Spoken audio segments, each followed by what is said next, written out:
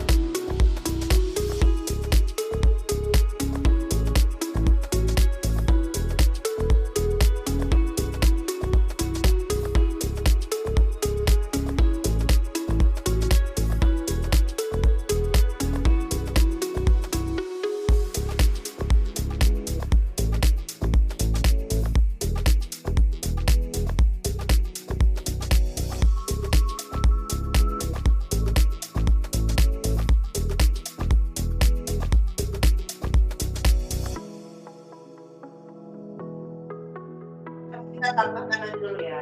Saya tambahkan ya. Emang ada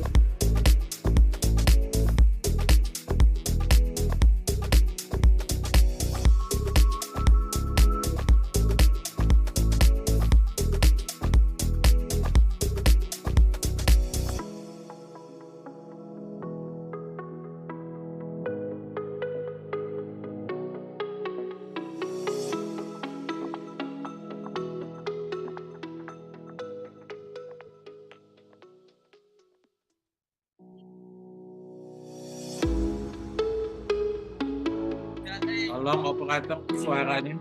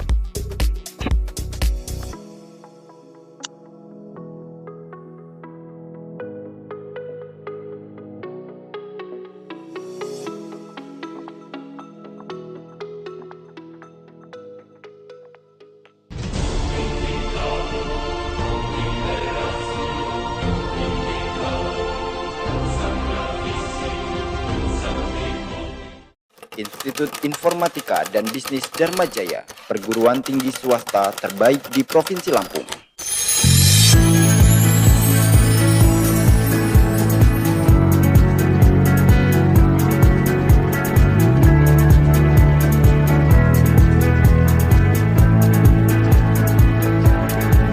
Langkahkan kaki, gapai semua impianmu. Terus berinovasi untuk membangun negeri. IIB Dharma Jaya, kampus yang paling unggul. Institut Informatika dan Bisnis Dharma Jaya merupakan institusi pendidikan tinggi swasta terbaik di Lampung, di bawah naungan Yayasan Alfian Husin.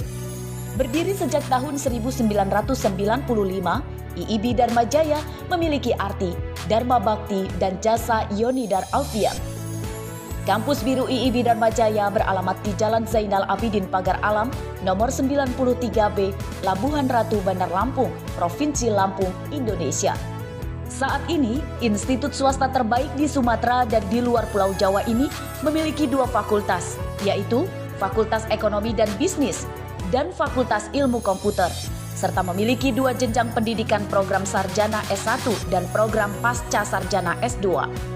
Program Magister Teknik Informatika untuk pasca sarjana dan program sarjana Teknik Informatika, Sistem Komputer, serta prodi kekinian yang disesuaikan dengan perkembangan zaman, yaitu Prodi Desain Komunikasi Visual.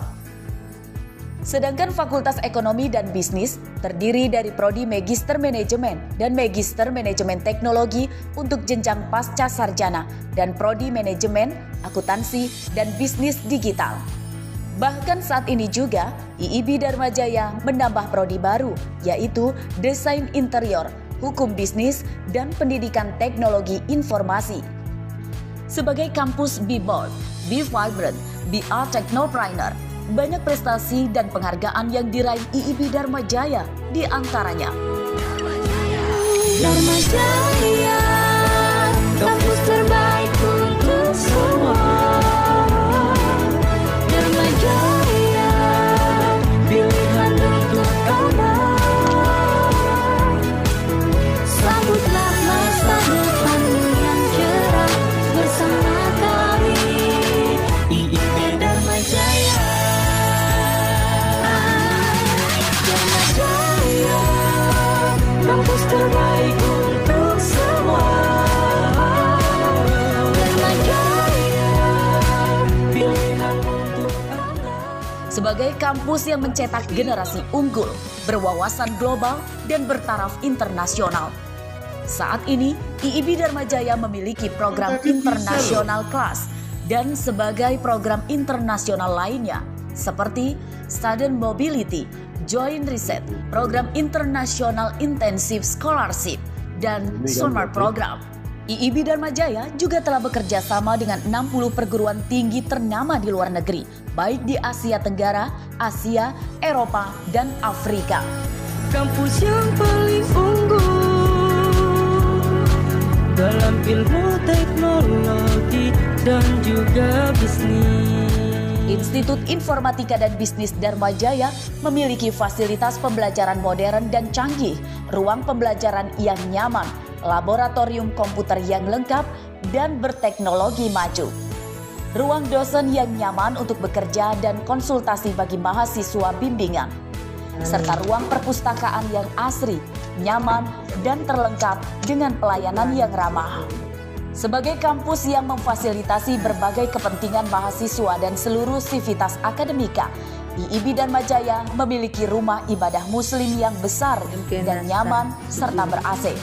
Dengan budaya organisasi The Best yang merupakan implementasi dari takwa, heart, empati, brilian, energi, sinergi, dan trustworthy. Kampus biru ini juga mengakomodasi semua kegiatan keagamaan lain bagi mahasiswa, seperti Simakrama Camp, Himkris, dan Buddhist Family.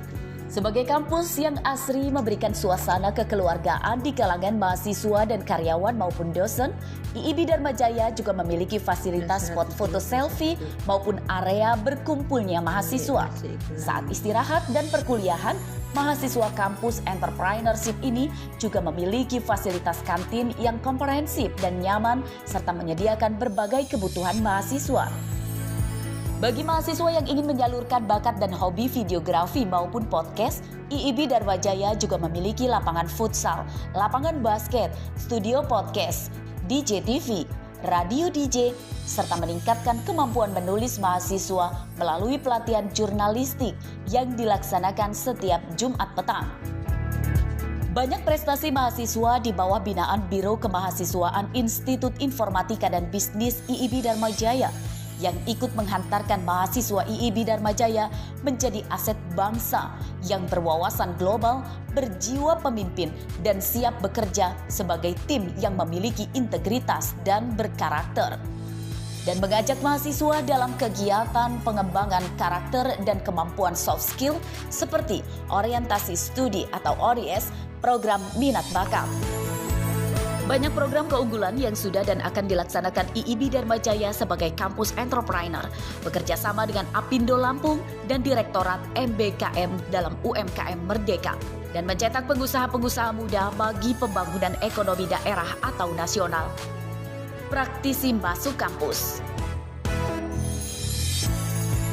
Banyak sekolah menengah di Lampung dan luar Lampung yang mengikuti prakerin ke kampus IIB Dharma Jaya dengan berbagai keunggulannya. Pilihan untuk Anda, satu selama satu yang cerah bersama kami IIB Dharma Jaya. Dharma Jaya is the best. 5.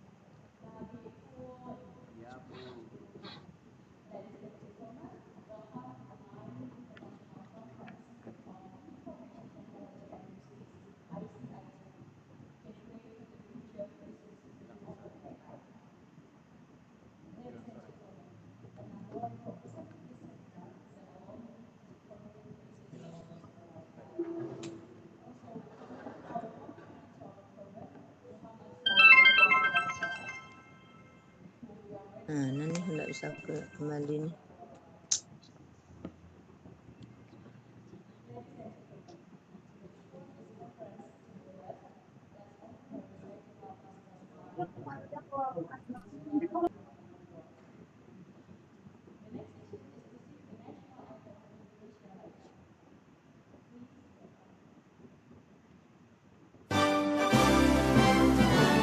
Cek mic-nya.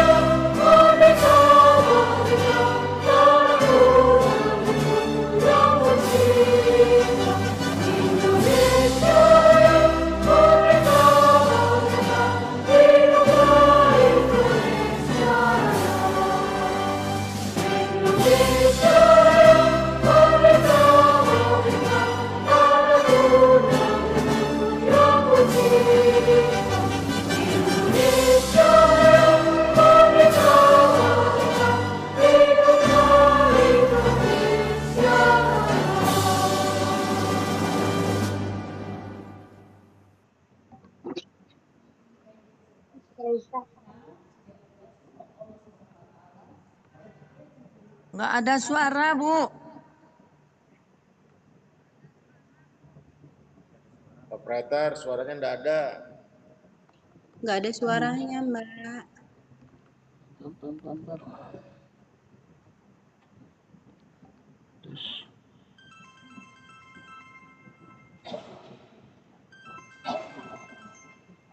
Cek.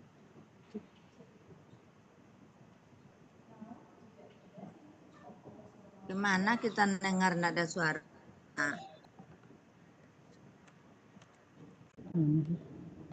Cek.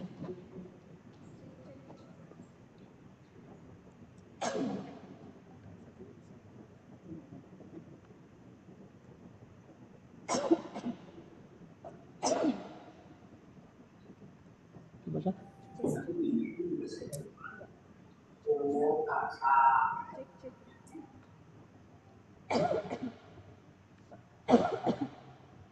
Cek. Cek. Cek.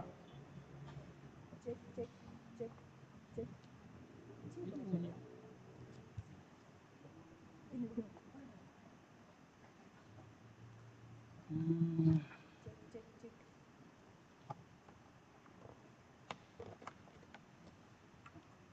Cek.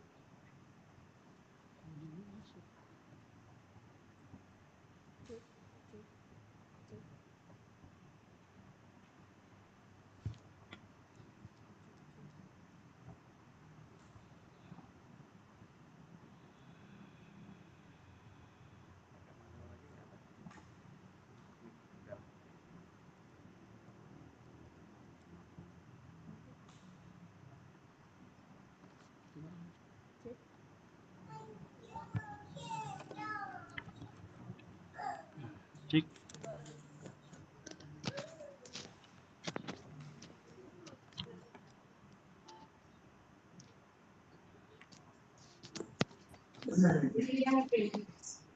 Cek.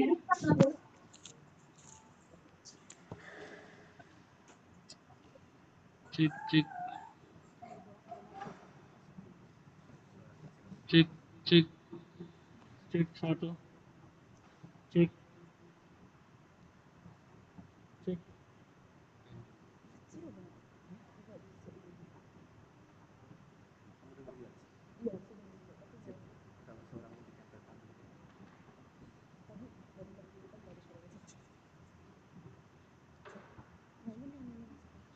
Cek.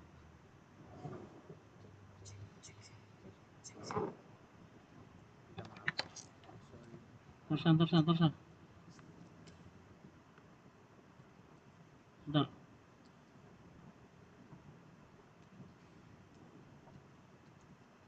Coba kamu tes. Cek. Cek. Cek.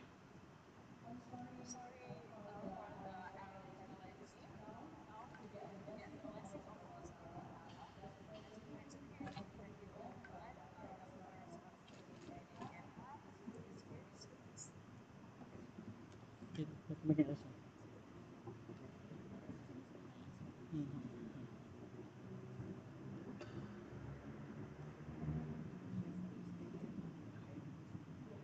Oke, sini kita.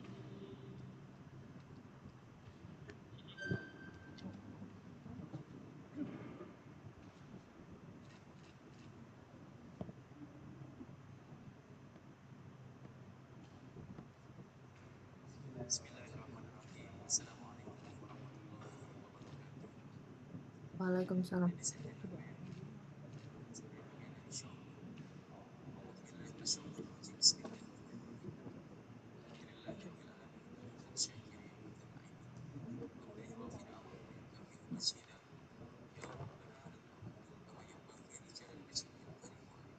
Amin.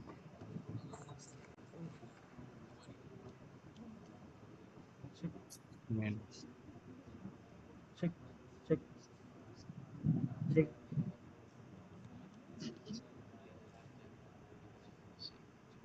Amin. Amin.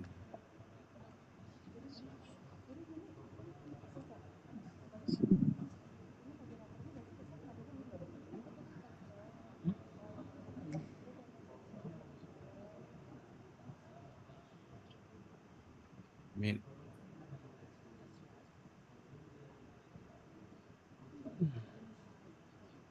Amin.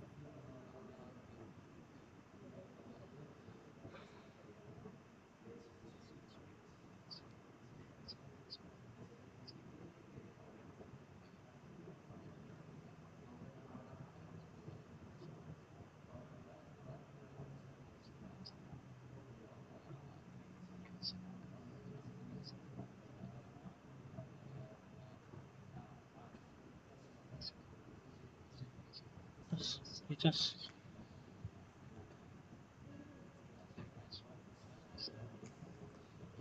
Waalaikumsalam warahmatullahi Sa isa. wabarakatuh. Waalaikumsalam warahmatullahi wabarakatuh. Waalaikumsalam. Satu, dua. Iya. Kayaknya ini empat.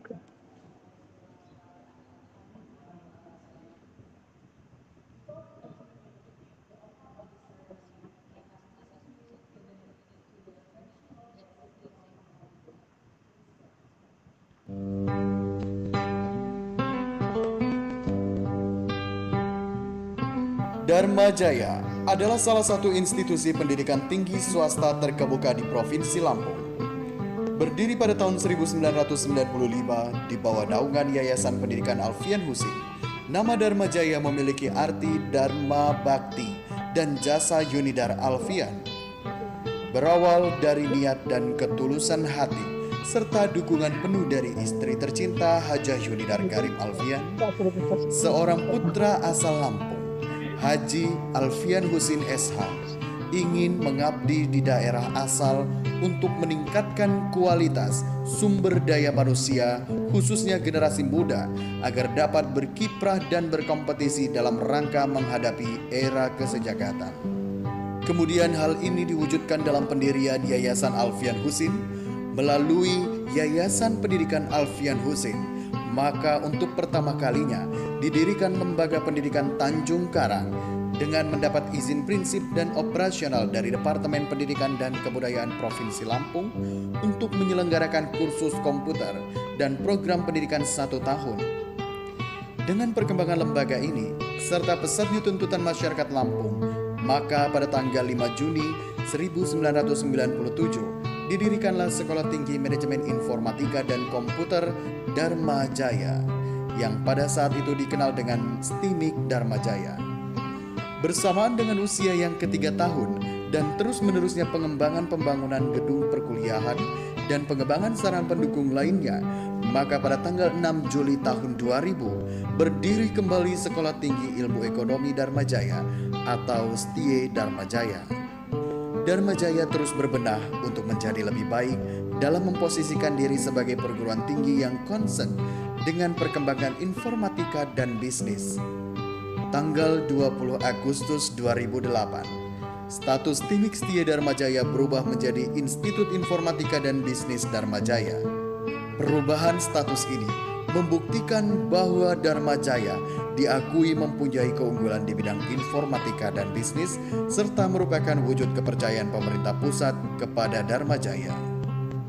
Hadirin, sebagai senyum pengantar sapa atas kehadiran tamu-tamu agung, kami persembahkan garapan tari kreasi yang mengangkat perjalanan Haji Alfian Husin dan Hajah Yunidar Karim Alfian dalam membangun Yayasan Alfian Husin sehingga Institut Informatika dan Bisnis Dharma Jaya dapat berdiri, berkarya untuk membangun masyarakat yang mandiri serta berdaya saing tinggi.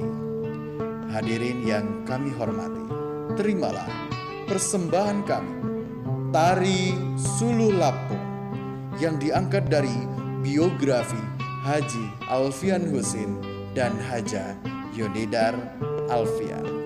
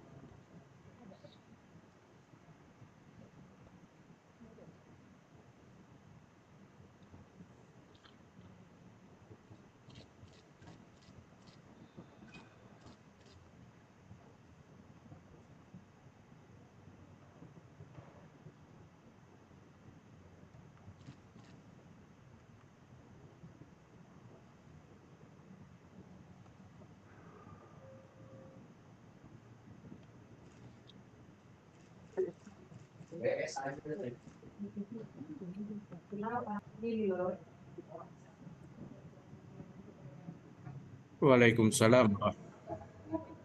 Ya, Bud.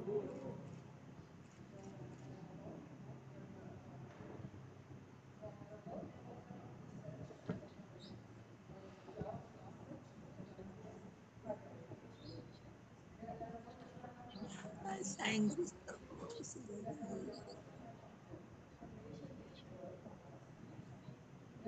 Siapa yang ngomong? Perempuan. Iya.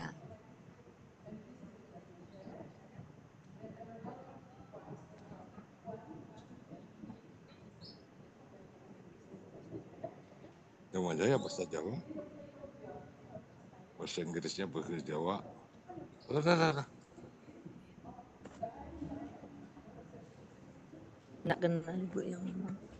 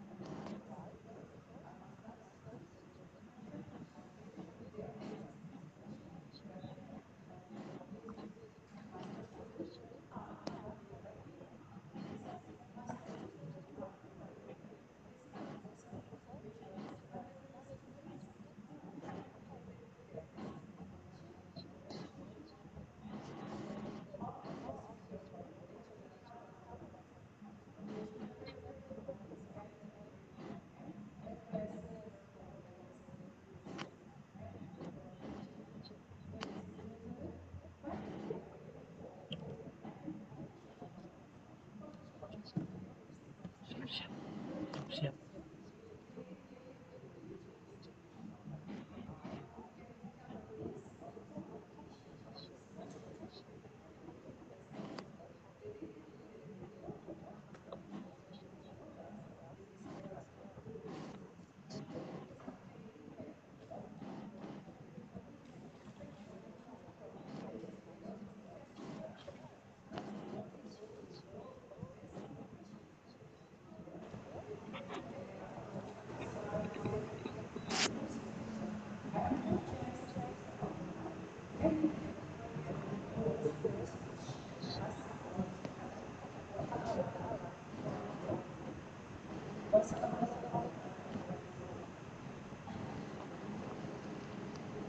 Wabarakatuh. Waalaikumsalam.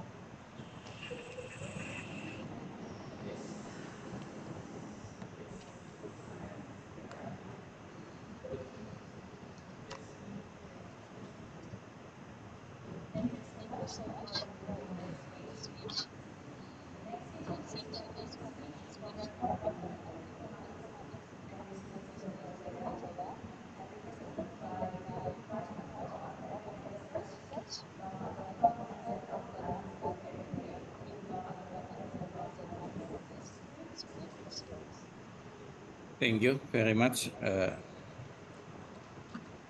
Assalamualaikum warahmatullahi wabarakatuh.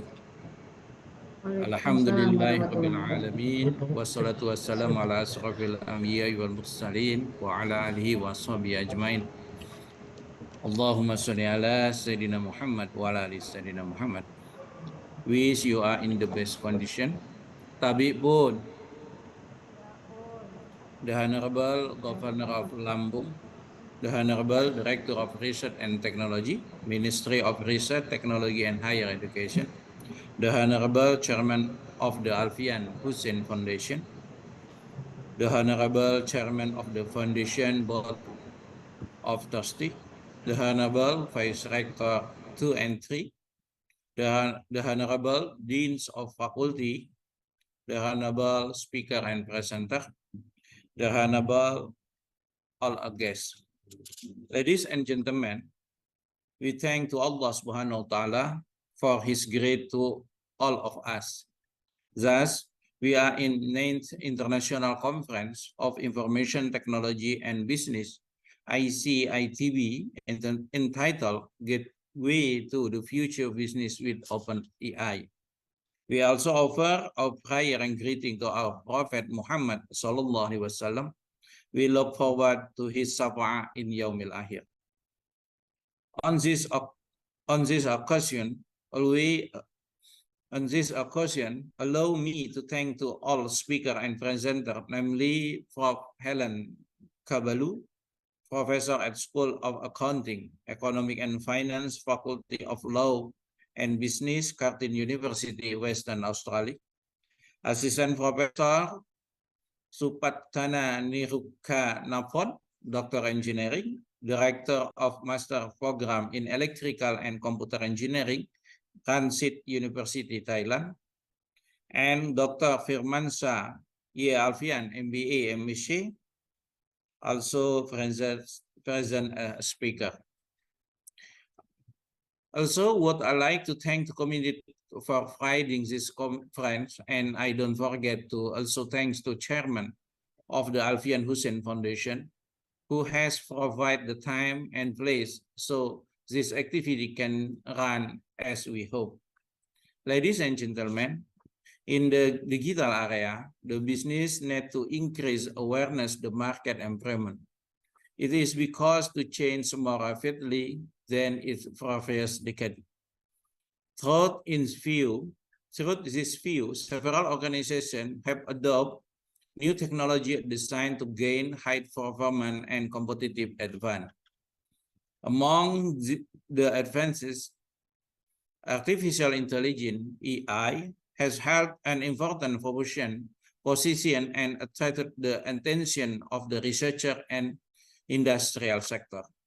AI is referred to as the ability of machine to learn from the experience, adapt to new input, and perform human-like tasks. Therefore, AI may now be the innovation entity with the most significant disruptive potential.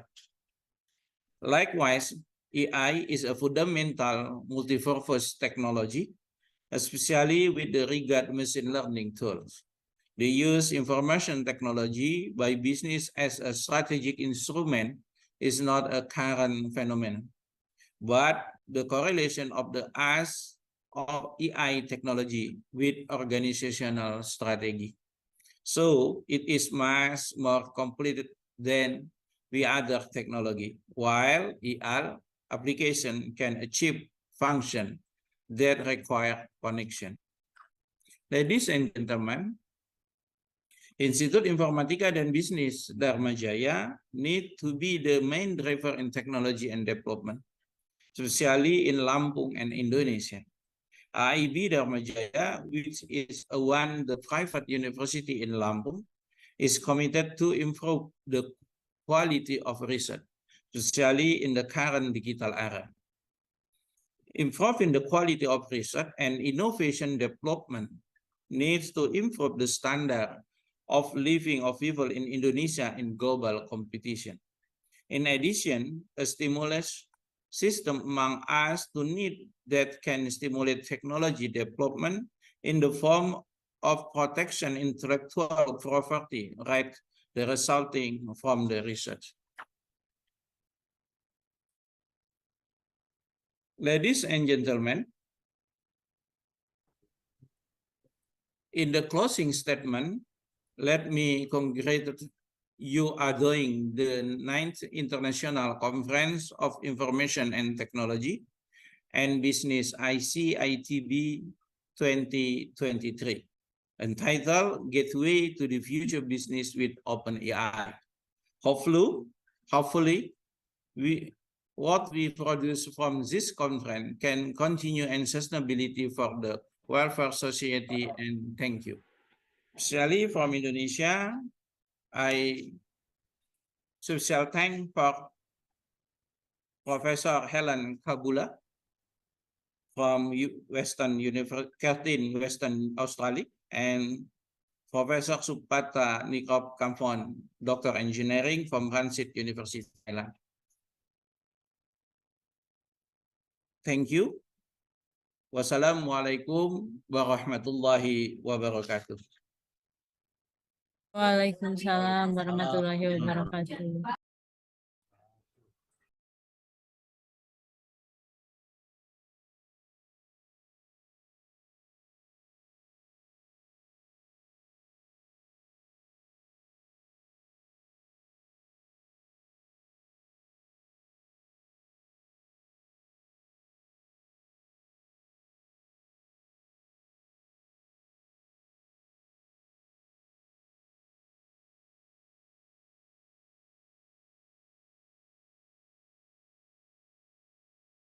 Check.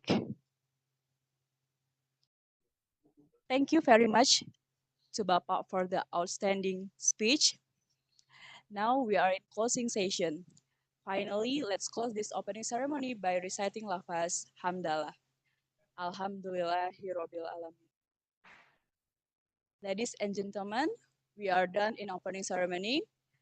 Thank you very much for your kind attention, and wassalamualaikum warahmatullahi wabarakatuh.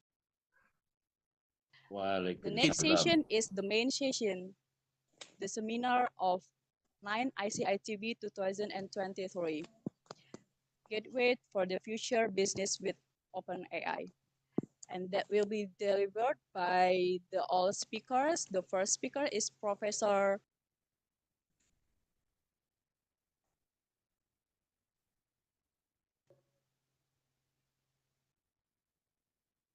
Dr. Insinyur Firmansyah YAMB MSc. The second speaker is Professor Helen Kal. And the third speaker is Assistant Professor Sapatan, Doctoral Engineer, and that will be led by Dr. Suhendro Yusuf Irianto. Please welcome.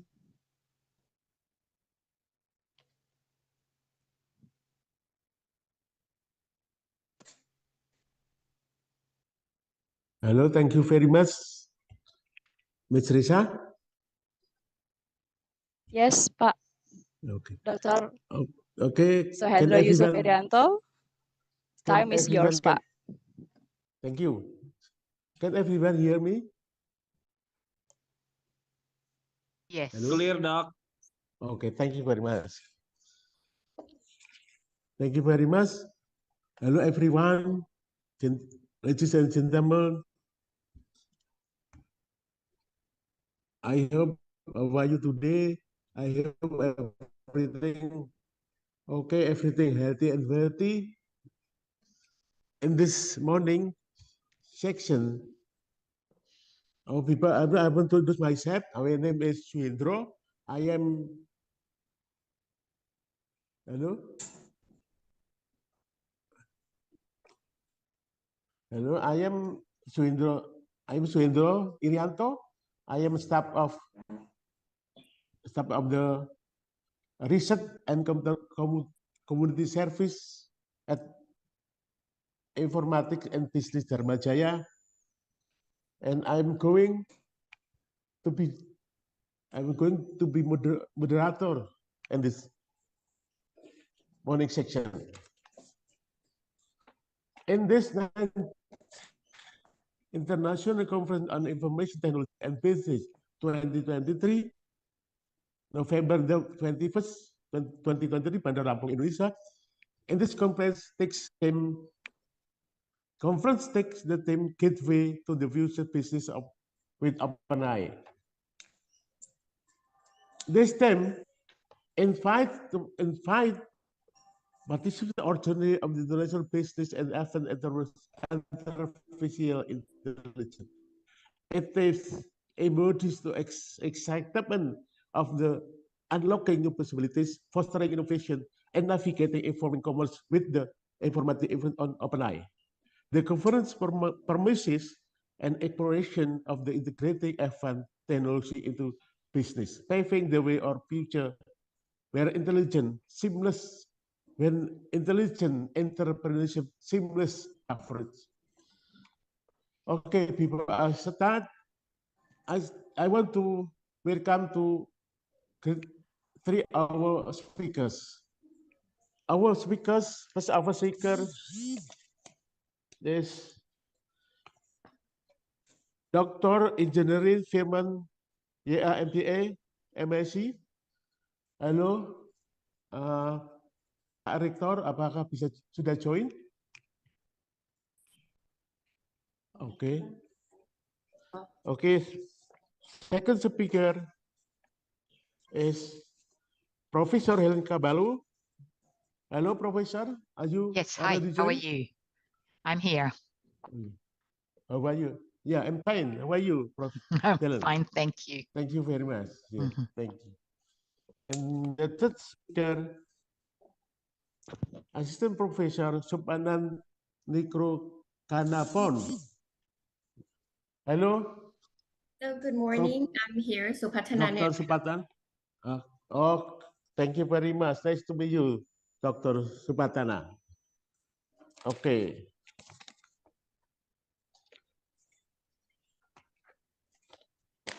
I already have your title of PowerPoint. In this morning, there are three topics will be delivered by our great speakers. One is optimization design of user service in e-government with management application, and then social impact of AI. And three, the third, the gateway to the future business with OpenAI.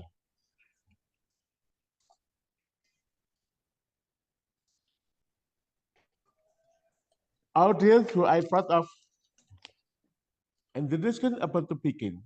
So it's not wasted to time. Let's begin with the first speaker. The first speaker is Professor Helen Caballo. Before her profile, Professor Helen Caballo. Currently, she is professor at Accounting and Economics and Finance, the Faculty of Business of Curtin University of Australia. She got Bachelor in Economics of Wales and Master Economics from Australian National University and PhD also in Economics from the same university.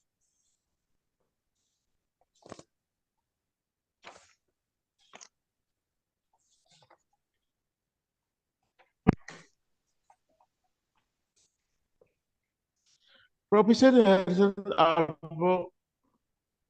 Helen Caballo was head of school economics and finance and property between March 2020 and May 2019. She had many publications, more than 35 publications with context of international journal, 20 international journal, conference paper, 7 conference paper, book 6 book chapter, and books 2. Professor Helen Caballo has undertaken number consultant international such as ADP, USAID, United Nations Officer for Project Service, and outside and AFFA-80. Her research interests, including international trade policy, energy economic, energy development, ASEAN economies, computable general equilibrium modeling, computation policy and regulation, Asia Pacific economies. Research field, applied economics, North Asian Clyde, economic development and growth, economics, environment and resources economics, and international economics, international business. That's a profile of Professor Helen. Okay, along to the presentation. Please, Professor Helen Caballo, please deliver your presentation. Thank you. Selamat pagi. Terima kasih telah mengundang saya ke konferensi ini. Professor Helen makes surprise. Thank you very much.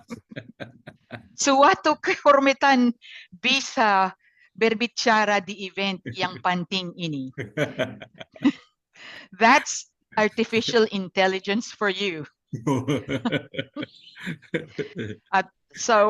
Good morning, everyone, and thank you for inviting me to address you in this conference. And just to introduce myself, I'm Helen Caballo, a professor of economics at the Faculty of Business and Law at Curtin University. So for my presentation today, I was given a few choices on what to present on AI. As an economist, I know that there has been a lot of literature that has been written on the economic impact of AI, and I'm sure you are very much well aware of those economic impacts. And hence, I said to myself, just to be different and maybe just to give me a different opportunity in doing a different research, I'm focusing my presentation on the social impacts of AI. And just for that, then let me share my screen and please let me know if there is an issue. Okay.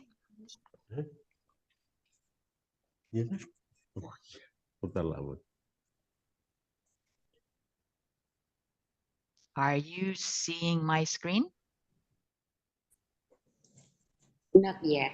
Not yet, Professor. Okay, hang on. Oh. Share screen. And I'm, yep, nothing? Nothing. Nothing comes Okay. out. I'm sorry. Nothing, man. How about,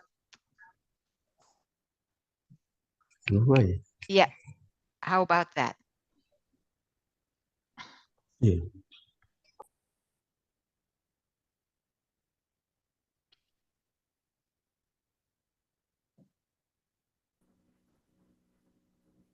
Mas Doni, you can. Are you You How will come?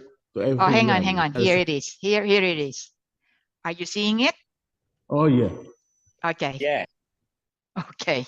Okay.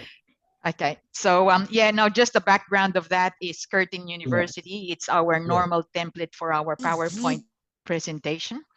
So it's, hang on, I'll just have a look. Yeah. Okay. Okay, just to give you then a brief introduction on artificial intelligence, or normally just referred to as AI. As we know, it affects our entire lives. It affects how we work, how we communicate, and how we interact with technology. And as you just noticed earlier, when I actually greeted you, I went on Google Translate, which is an application with artificial intelligence embedded in it. I just put in the English version of what I wanted to say, and it translated it to me in the language that I wanted. So that's one aspect, that how it could affect our lives, isn't it? It just makes our lives so much easier. And hence, it also affects the way we work. And you would have seen the robots around, the automation around manufacturing and how we work. It just makes productivity of workers quite high.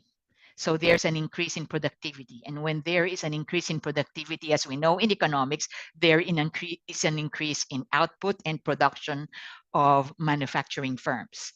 And then it also affects businesses on how they conduct businesses. And examples of this, as you know, when you go online shopping, for example, and it's in the wee hours of, say, in the morning or outside of business hours, you see chatbots coming out, like trying to help you if you have questions around what you are trying to purchase in an online business, for example. And those chatbots that you see there could then facilitate business again, and hence it makes business or conduct of business so much easier, and then attracts a lot of customers and purchasing, and increases revenues for companies. And on the basis of all those purchases as well, because it's done online and it's recorded on the web or on the internet, which we don't see at the back of it, there is a lot of data that is actually being collected. And that's the big data that they always refer to. And there is a lot of analytics that can be done in that big data that is collected. And we would actually see, I actually see it sometimes when I go shopping online, and all of a sudden on my Facebook, you see the products being promoted already on Facebook. So AI has actually detected consumer patterns or consumer behavior. So in effect then, as we see it, AI stimulates productivity and economic growth because of all the facilitation it does in terms of business, in terms of the work, and increase in productivity. And it's actually been documented by PwC, PricewaterhouseCoopers, OECD, that global economic growth can actually increase or can double by the year 2030 because of all these benefits. But there is a problem in that. AI could also be disruptive on the economies in the world and on the society. As mentioned by a lot of this literature, the impact or benefits of AI is unequal. It can benefit more of the developed countries because they have the money and capital to invest in advanced technologies that harness AI. And for those developing countries which don't have enough capital to invest, hence they will lag. And as we move forward with AI, it's those countries which adopt early in advanced technologies that will progress more than the developing countries where money or capital is much lesser. Hence, the divide between developed and developing countries becomes wider. or or the rich countries become richer and the poorer countries can even lag behind those developed countries. So AI, although it has a lot of benefits that can move an economy along, it can also highlight the inequality between developed and developing countries, the poor and the rich countries. And within each economy or country, it could highlight the gap between the skilled and the non-skilled workers.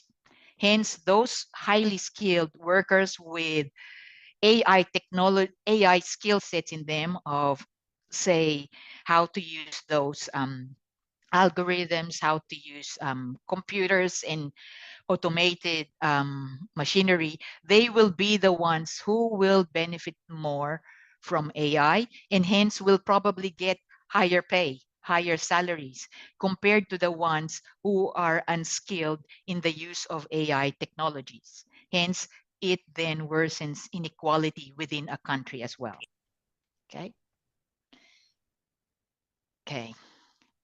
So what is AI? We always say AI, but the common understanding of AI is it is associated with machines and computers that have the potential to improve the welfare and well-being of people. It could contribute to positive, sustainable global economic activity and increase innovation and productivity to help respond to key global challenges. And that definition is from OECD. But to me, when you say AI, it's all the advanced technology. It's all the robotics and the machines and computers. But behind it are the people that have created the algorithms, the program to run those machines. So it's a mix of the skills of people or human beings and machinery or machines. And as mentioned here on this page, it's an intelligence designed by humans, but it's demonstrated or acted by machines. And as we know, AI is just so pervasive that its impacts are everywhere. It's in different facets of life. And hence, that's why in this talk, I've just focused it and limited it on the social impacts and implications of AI. Okay. And I'll show you a few pictures here on the common AI applications now. And particularly, I just give a bit of background of where Curtin University is located. It is in the state of Western Australia, in Australia. And Western Australia, of all the states in the country, is well known for its mining industry, for all the mining or mineral resources that it's got. Hence, majority of the exports of Australia are mining based. And it's the state, Western Australia, that contributes significantly to our exports. And what with the advent of AI, what we see here are the autonomous haulage truck, autonomous heavy haul truck with satellite for coal mining industry, for example. And then we use the drone technology and say in surveying the wide space or lands in the mining sites in the northern part of Perth, instead of getting field assistance, instead of human workers, human labor, of looking at the wide range of areas or land, they use now drone technology to identify where there are minerals or resources underground. And AI and drone technology can actually do that in a much faster rate, rather than sending people and walk through that big acres of land to just check what's under the ground. And then another one here is automated guided vehicle robotic arms used in warehouses.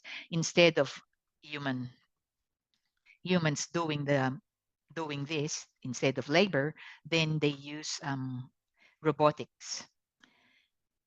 Another one is here. Another application is the autonomous mining truck using digital tablet, and it's very much applied here in Perth, WA, where the trucks are in the mine site, which are hours away from Perth, but the headquarters where people are the ones controlling the trucks in the mine sites are actually based here in Perth, using technology or tablets on how they control that trucks.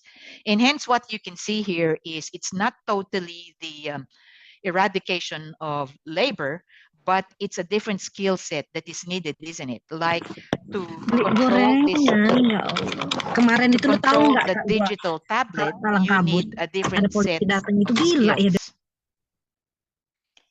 Another one is the driverless car on a highway. We see this starting just here in Australia, but in the US, even, you know, the Uber that we have in the US, there is a company in San Francisco and in Phoenix, Arizona. They call it Waymo. It's not Uber, but it's Waymo, where you can order your Uber, quote unquote, your ride, but it's driverless. And it comes in an app, Waymo app, that you order a driverless car, and here it comes to you to pick up. And apparently, even the cost of it is relatively similar to an Uber or Lyft in the US. So that's what's happening now. We have driverless car, and which now removes the need for drivers or replacing drivers. Okay. Okay, so we'll start with the social impacts of AI. So there are key social impacts of AI. They both encompass opportunities and challenges or concerns influencing human life and well-being. So one aspect is the impact of AI in labor market and employment shifts. At one stage, I mentioned this is an economic impact because then it reduces employment for those who are unskilled and increases employment for those who are skilled. Problem is with the social impact of this are the wages. Wages that can go down for those employees who don't have the skills. And hence there's that social impact of the impact of lower wages for the unskilled. But then there is also a positive impact on the higher skilled one where they have higher wages. And hence, if you have higher wages, higher income, you can then support better your family. And for those who are unskilled, then it creates poverty or inequality or social class in a country. And that's a disruptive impact on the labor market. And in terms of employment shifts as well, you would see that in countries where AI is very much used, the shift is more on the employment of highly skilled people, more into innovative technologies, more in the use of computer technologies, but less on the manual tasks or repetitive tasks, less on the use of labor, where the job is more on repetitive tasks such as admin tasks, or as I'll show you later, it has, say, affected jobs like in marketing, for example. ChatGPT can actually then can write the content for marketing promotion rather than human beings writing the content for your marketing promotion of a business. You can ask the ChatGPT, and that is a loss of jobs for those market content writers. Okay. And here is a chart where how AI could change the job market. And on the left-hand side of my chart, it's from PwC. It's the estimated net job creation by industry sector between 2017 to 2037. What it just shows here is that there is net job creation. It's not just totally a loss of jobs, but the job creation are in industries where AI is used together with labor. Okay, so in here, the net job creation is positive for the health sector, scientific and technical, communications, hospitality, and education.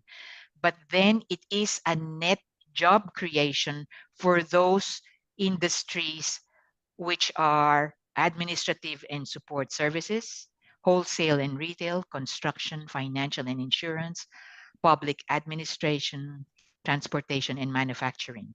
Because in these industries, AI can actually be used to lessen the time that to take for someone to take in undertaking a task. Hence, with use of robots, less time is used and more output is actually produced. But in the other sectors, AI is used together with human skills. For example, in health, doctors can actually now employ robotics, but still doctors are needed there. It augments the skills of doctors with the use of AI. Hence, there is a net gain in terms of jobs in that industry, and same with the other ones. Scientific and technical, communications, hospitality, and education. In education, such as here in Curtin, for example, we use a lot of AI applications in teaching, but still the need for us to explain concepts and link it with our experience so that students can actually then understand better the concepts. Teachers and professors are still needed, but AI is just used to augment our skills. Okay. And then on the right-hand side of the diagram, where it says a robot may take your job sooner than you think, it says here that in the first bar graph, in 2018, reasoning and decision-making type of task, the blue bar was a bigger proportion. And machine-assisted task for that task was only 19%.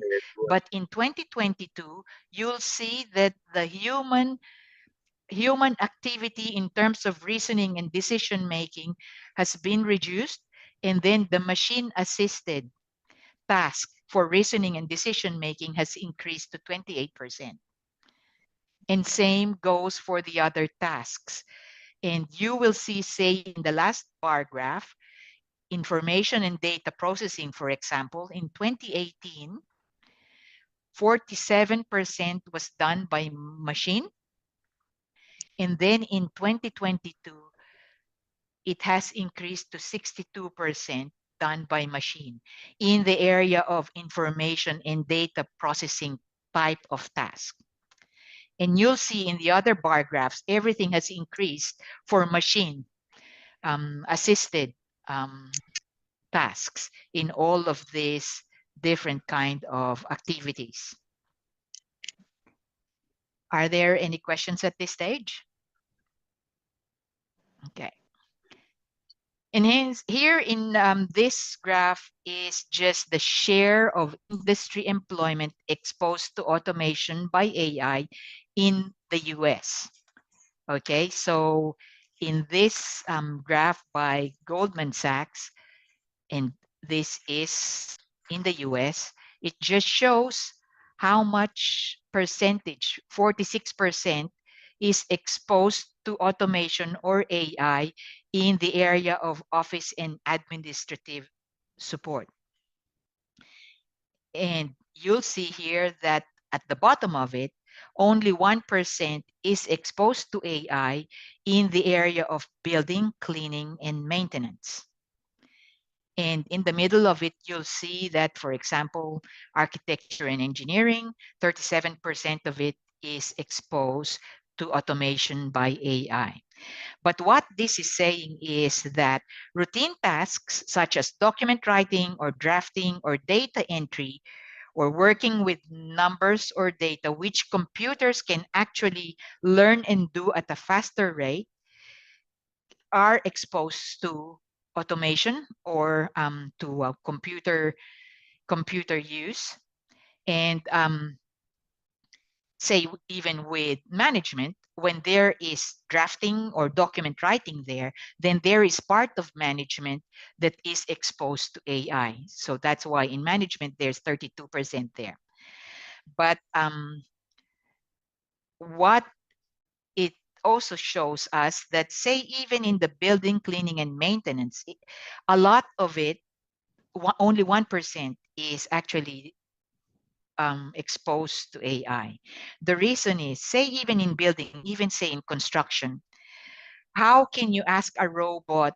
It needs brains, actually. It still needs brains where to put your nail. You can use automatic nail guns, or for example, but it still needs the person to put it where it's needed. And you can't get someone up there in the roof, for example, a robot, for example, to just do the work. It still needs the assistance or the brains of, say, construction workers, and even with cleaners, you have your robotic vacuum cleaner, for example, but it still needs the person to put it there and direct it where it's needed. And hence, in the US, these are the numbers that are coming out that are exposed in AI. Another impact is impact on ethics and privacy concerns. And at one stage, if you have some, say, the Google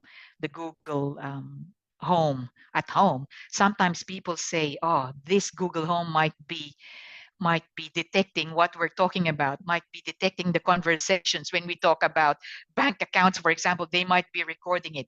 So we don't know that, isn't it? You know, those Google Home thing that you have at home, there may be ethical implications or the privacy concerns around AI. And what they're saying is, it is important to remember that AI is only as good as the people who use it. While there are concerns about the potential misuse or abuse of it, it is up to us, or it is up to the government or society, to ensure that AI is developed and used in a responsible and ethical way. One example, for example, is ChatGPT. And again, in the setting of universities, ChatGPT generates content that sometimes we don't know where it's coming from because it doesn't put its reference. And it can infringe on someone's copyright, for example. And who is, for example, responsible for that infringement?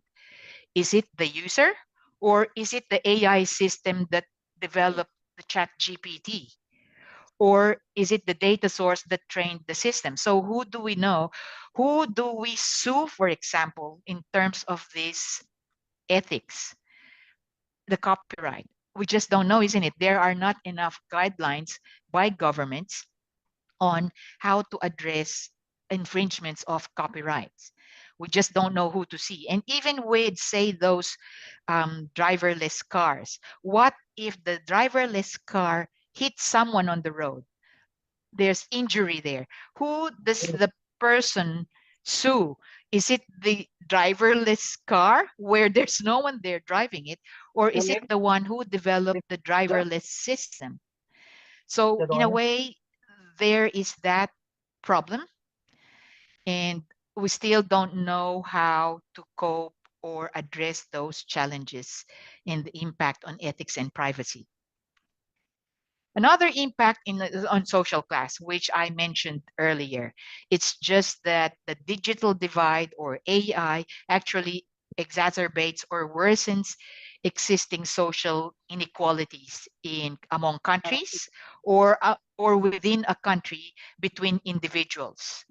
And you will see it here that those people who have not trained themselves in using computers, in using Python, in using R, those programs that are very much in or trending in the use of programs around AI, even machine learning and all that, they're the ones who become out of date.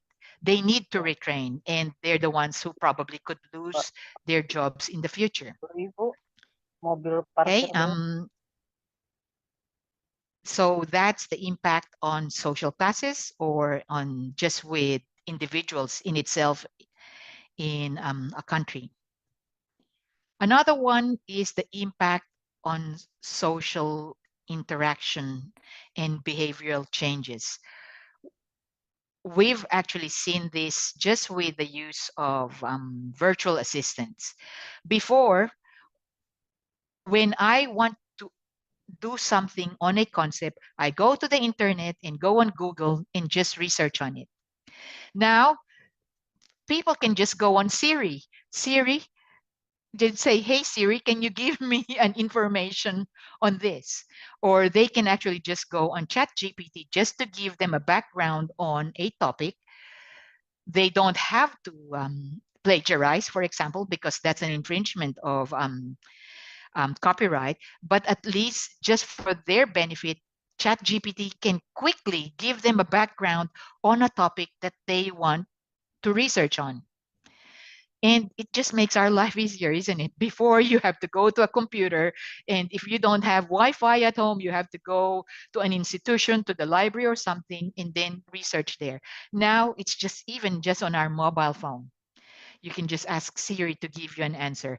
And just a good example, at home, the moment we wake up, we go to our Google Home, what's the latest news? And it can give you immediately the latest news. Before, you have to buy a newspaper to get the newspaper, to get the news out of the newspaper. And that will even cost you, now actually, newspapers don't sell much anymore. Don't sell even even here in the office. Our subscription to newspapers have actually declined because we can just go online and have a look at the latest news, or even just go on our mobile phone. So it has actually changed the way we interact. And even with young people now, there has been a decline in face-to-face communication. They're always on their mobile phone, just texting, chatting, and no face-to-face interaction. And that may have impacts in the future, or probably on mental health issues. We don't know. But that has actually changed how we behave and how we interact socially. Okay. And even now, look, conferences being held online, where before, without this, we all travel and go and attend in face-to-face conferences. So yeah, so that's an impact. Another impact is on healthcare and well-being. We've seen this, that AI-powered systems can improve patient outcomes and reduce healthcare costs. And there are examples there I've mentioned where technologies help doctors diagnose and treat cancer patients, for example. And with these systems as well, there is a lot of data that is collected, which can be used for research studies. And again, this has an impact on privacy, for example. As long as data is not identified, like it's not identified on the patient's data, it's okay. But what if accidents happen, that a person is identified and the data from that person is identified? There's an infringement on ethics there. But if it's de-identified data, then that's probably fine, because then it assists in the way we analyze diseases, or how we can treat them, and it just makes knowledge. There's a big improvement in knowledge for many of us. And then AI also has enhanced safety measures in various fields, such as surveillance systems and disaster prediction, and potentially reducing accidents and casualties. Apparently, in a research done by Accenture, I think, there has been a significant decline in accidents and bodily injuries and casualties in the advent of driverless cars. So that's good, isn't it? Then a lot of applications in healthcare, and I'll leave that to you to read because I probably might be running out of time. Another impact, just applications here on health care or consumer products, application of AI in consumer products. Just here, just a simple toothbrush. I was Googling because it's Christmas time and I'm planning to give present, and I just saw this. It's an electric toothbrush with artificial intelligence in it. So I thought, oh, look at this, a good example for my talk. The toothbrush can actually detect where you should put it in terms of where when you're brushing, because it can detect where it needs the cleaning most. So it can detect where there is dirt and all that, then it can direct you where to put the toothbrush. And then here, robotic surgical arms operated remotely by doctors, for example. In here, it's a health sector example. Robotics still needs the brains of doctors and people, but it can actually do it using robotic arms.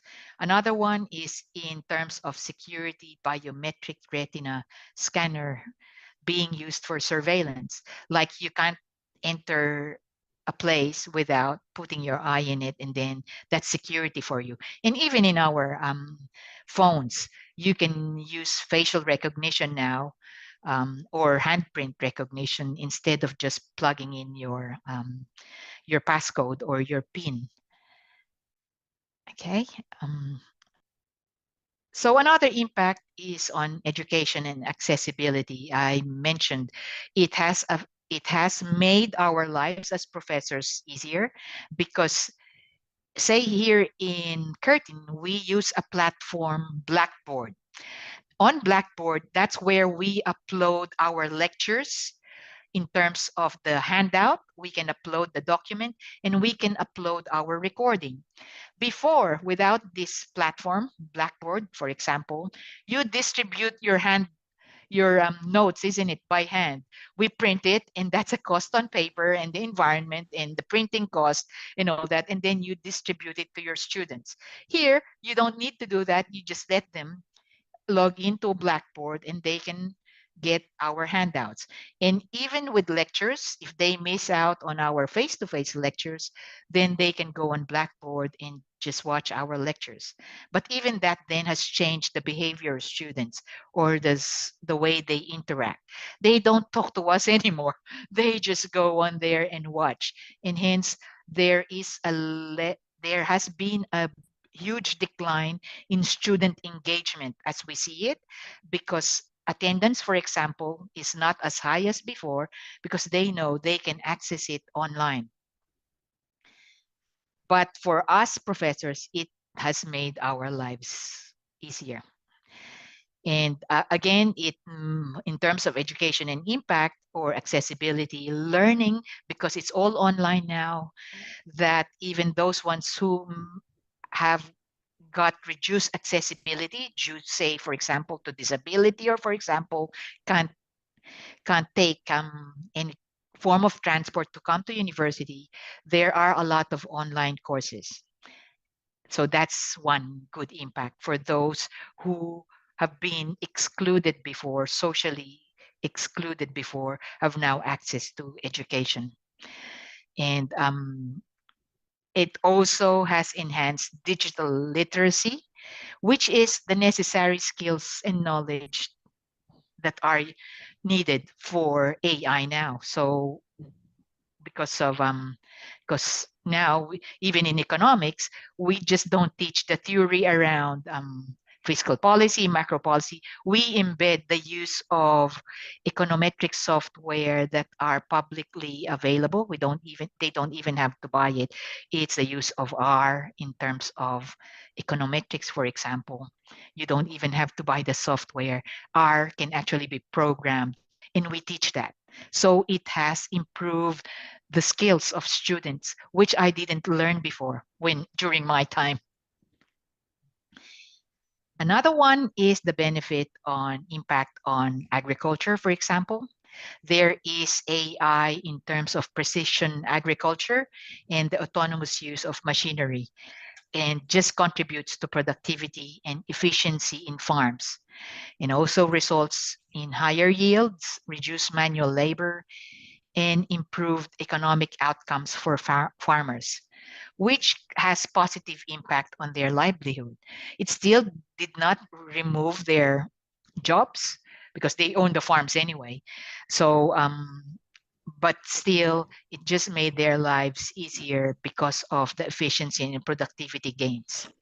Another one is the skill development, because before you can employ all those robotics, you need to learn it, isn't it? So there are manuals you can read, and you can go just on YouTube sometimes. You can just check how to operate those machines.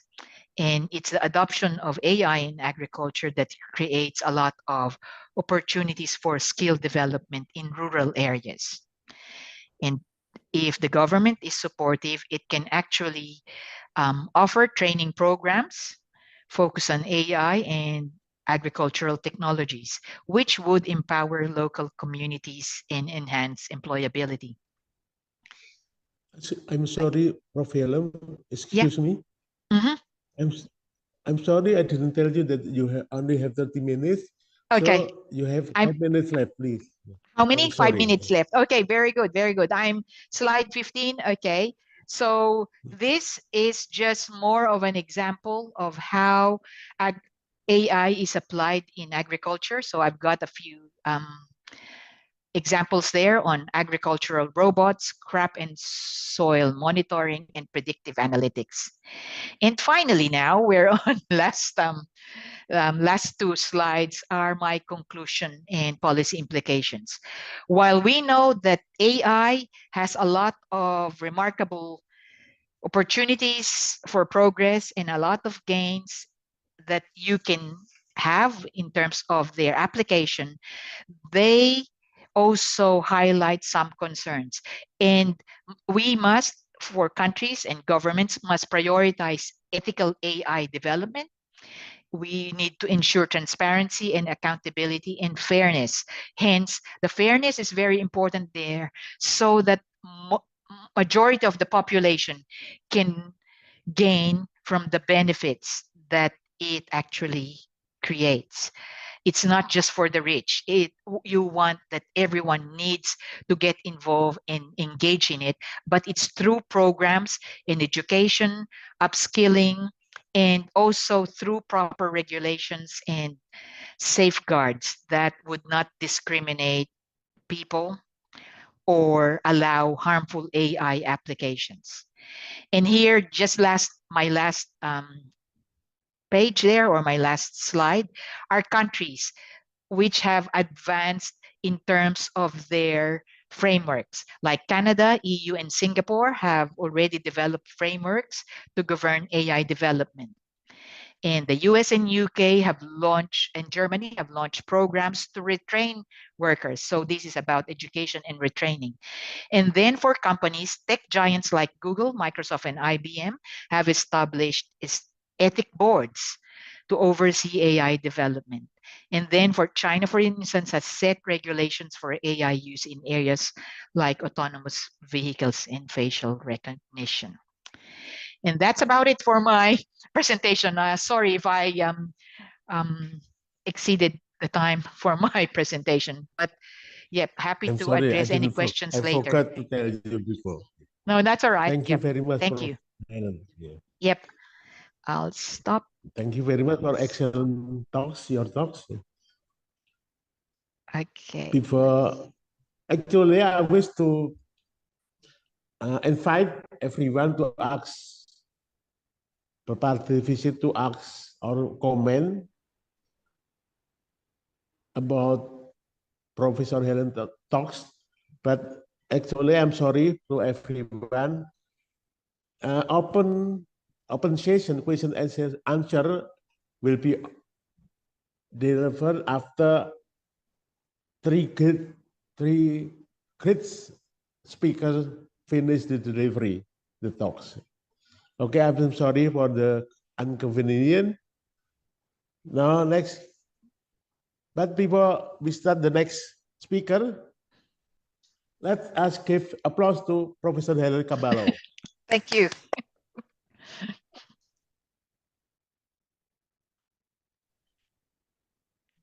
The next speakers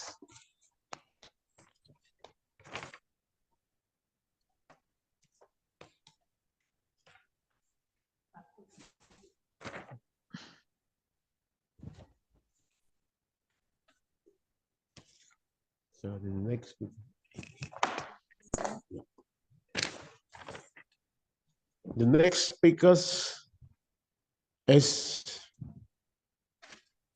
will be delivered by Dr. Engineer Firmansyah, YA MBA, but I have information to the affordable matter. She has not give presentation today, and I think based on the information I have, Associate Professor Faurani Santi, MSc, SAMSc will taking his place in this time. But I have to go to and read Dr. Firmansyah profile atau CV. Dr. Engineer Firmansyah, YA MBA MSI. His education, he got bachelor in Civil Engineering Faculty from Sriwijaya University, Indonesia. And he got two master degree. One is Master Science and Management and Organization from University of Colorado and Denver, USA. He also got Master Business of Administration from University of Colorado at Denver, USA. And he obtained PhD in Islamic Education Management from Islamic Negeri Latin Intan University, Lampung, Indonesia. He's currently as a rector Informatic and Business Institute Dharma Jaya.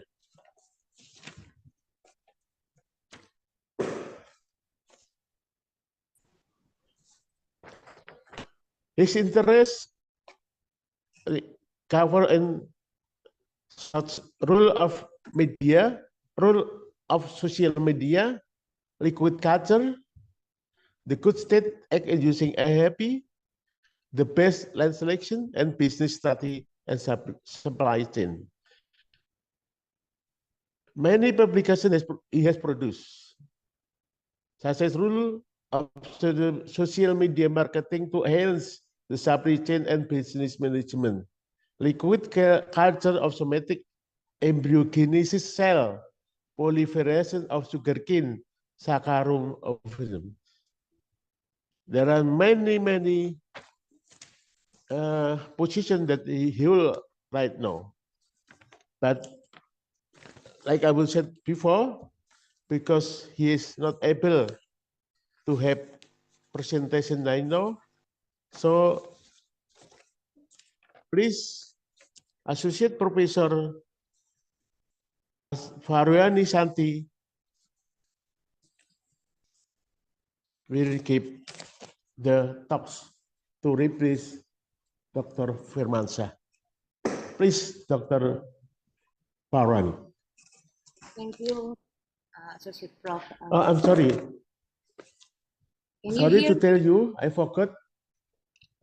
It's okay. To tell you that you have 30 minutes. Yeah. To I will deliver try. I your will talk. present Please, at least Dr. Faurani. 15 minutes only. Okay. Thank you, Associate Prof. Suhendro. Good morning, everyone. Assalamualaikum warahmatullahi wabarakatuh. Ladies and gentlemen, and the Honorable Vice Rector in Academic IIB Dharma Jaya, and the Honorable Keynote Speaker, and regards from Indonesia to Prof. Helen from Curtin University. Morning, Professor. And also from for Dr. Supatana from Bangsit University from Thailand. Good morning. Is it screen? Okay. I will. Okay, and also, and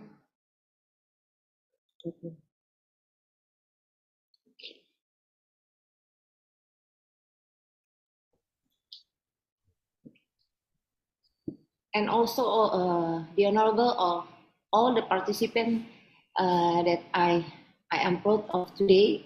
My name is Forani Santi, and I'm here a member of the research team from our rector, and representing our lead researcher, Dr. Firmansyah, IAMBA, who unfortunately unable to attend today because of something family business. And however, we are all very enthusiastic about presenting our research on optimizing user services in e-government application, especially in waste management in Indonesia. And our study combines combine and mixed method, combining of the qualitative and quantitative method, and including data from the World Bank, ocean conservation, and some literature in line relevance to the waste management, AI, and especially in marketing management. And we've identified in Indonesian a significant contributor. Okay, I'm sorry, excuse me, Dr. Faurani. Yeah. Okay. Your screen? Yeah, okay. This is actually, okay. We are going to present our research, and the title is Optimization Design of User Services in E-Government Waste Management Application. Before we presented, so far, this is our abstract, where our research is about the optimizing user services in e-government application, especially in for waste management in Indonesia. And we have a purpose in addressing Indonesian critical environmental issue of waste management, where the approach is the exploratory research combining qualitative and quantitative methods. And then after further, we research about this topic. We have 3 key elements, where the data analysis from the World Bank reports and insight from the Ocean Conservancy, and also some of the management, especially in management knowledge, and the review of government policy and advanced technological application.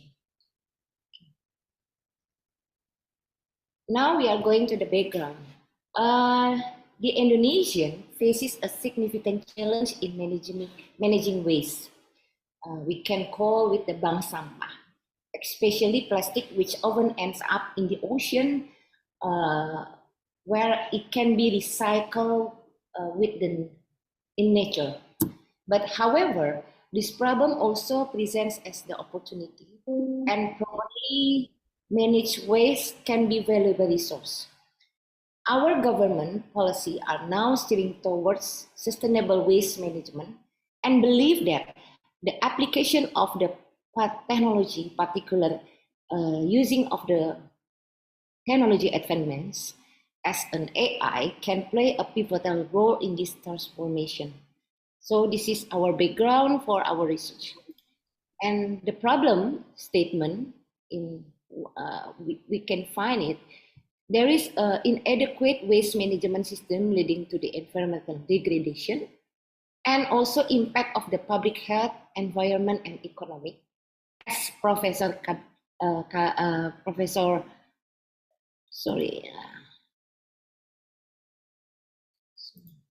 and emphasize on adopting innovative technology for better waste management. So this is our problem statement, and the 3 key concepts of our problem statement. On the other side, the research objective of our research is we have 2 kinds of the objective. The first is the primary objective, where our research to develop an integrated government waste management application. And then second objective is we have 2 kinds of the second objective, where this research to analyze the current waste management scenario in Indonesia, and also to explore the potential of digital technology in waste management. Okay. And the methodology. Our approach in this research involved the mixed method. We use a qualitative and quantitative method approach, and then including case study and interview with the key stakeholder in waste management, especially in a public government, local government, Lampung province government. And additionally, we thoroughly analyze existing document and literature to understand the current trends, challenges, and gaps in Indonesia waste management practices. So the analysis employing the analytical tools to interpret of the data. Okay, and this is our framework. Yeah, we have designed a waste management also.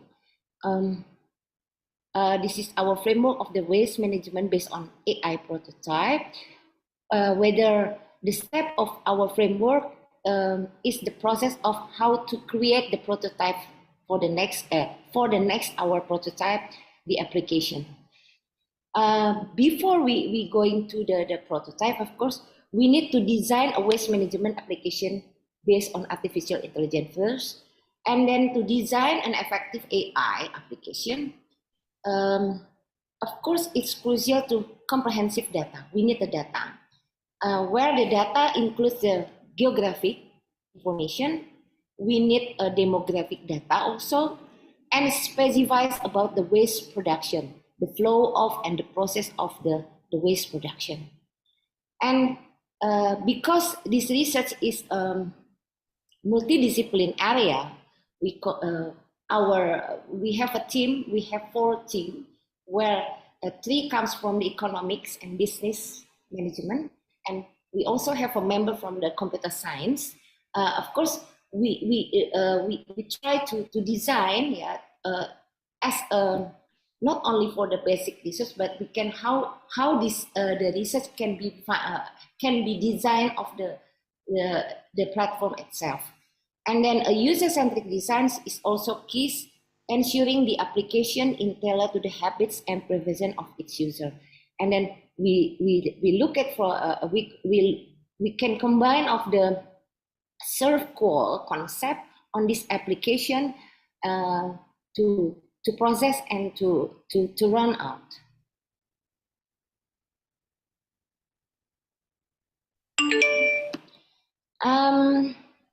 The result is the current challenge in waste management practices.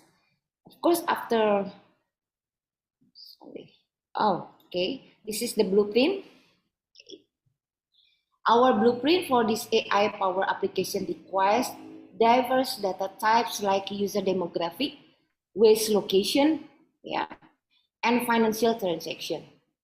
We're leveraging AI technology such as machine learning for pattern recognition, natural language processing for user interaction, and computer vision for identifying and classifying waste types. And the prototype itself is designed with the role model in mind, focusing on tangible reliability, responsiveness, assurance, and empathy to ensure services the quality of the application. And this is why AI plays a crucial role here, where enabling real-time data analysis, predictive capabilities for waste management trend, and automating various processes, and let us dive into the technical details of our flowchart and prototype, and to provide a detailed explanation of flowchart and prototype as described in our research. And we'll focus special on this section. Okay, the section for the flowchart. The first time on the research design and data collection begins with the research design and adopting a qualitative approach through case study in-depth interview with stakeholders. including government, official, technology developer, and community members involved in waste management. And we follow that by document analysis, reviewing existing literature, and policy related to waste management and digital technology application. And the framework development, and also we design of the framework development based on the insight gathered from interview and document analysis. Maybe I can use.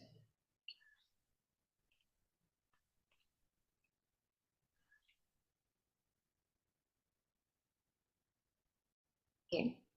And this one also then validated by experts in waste management and information technology, ensuring the feasibility and the effectiveness of the framework.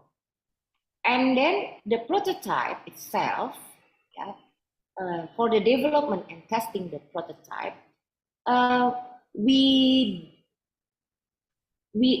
going to the validated the framework. A prototype of the e-government application is developed, and the prototype undergoes rigorous testing and evaluating the assess of the effectiveness and efficiency in community-based waste management. And after that, in the framework, the expert validation, we have an improvement. We can say the iterative improvement, where we can get the feedback from the initial test is used to refine and improve the application, ensuring meets user needs and effectively address waste management challenges. So based on the prototype design explanation, of course, we have two kinds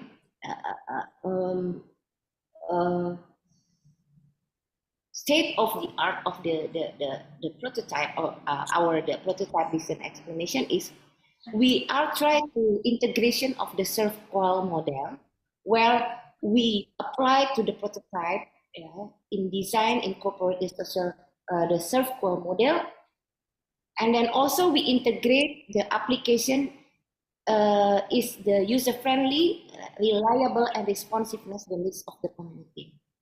And then the second state of the art, we have AI-driven future where the technology such as machine learning, natural language processing, and computer vision are integrated in his application capabilities. And also the machine learning algorithm predict the waste disposal patterns, optimize the collection of the route. And we also find that natural language processing enables user-friendly interaction with the apps, and the computer vision aids will be identified and classified the different types of the waste.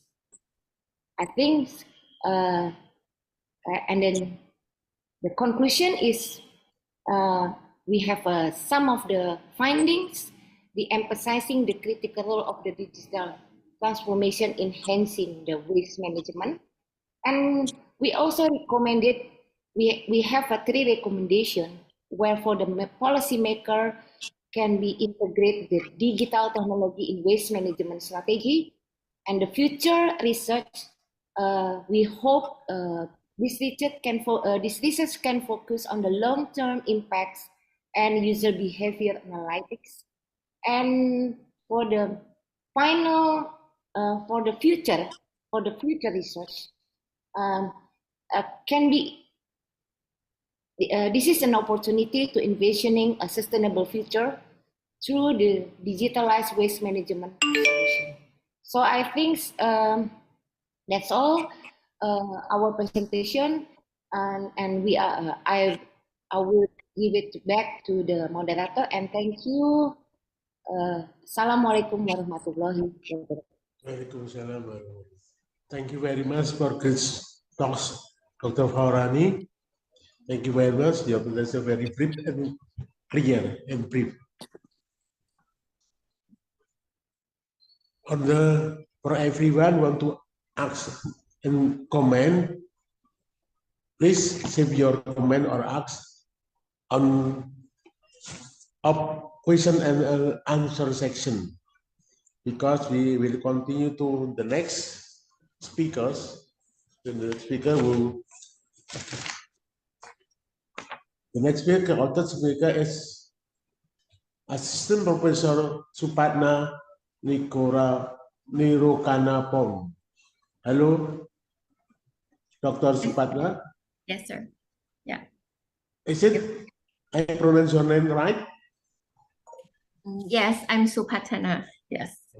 Thank You you got very it right. much. Let me go to your profile. Yep. Dr.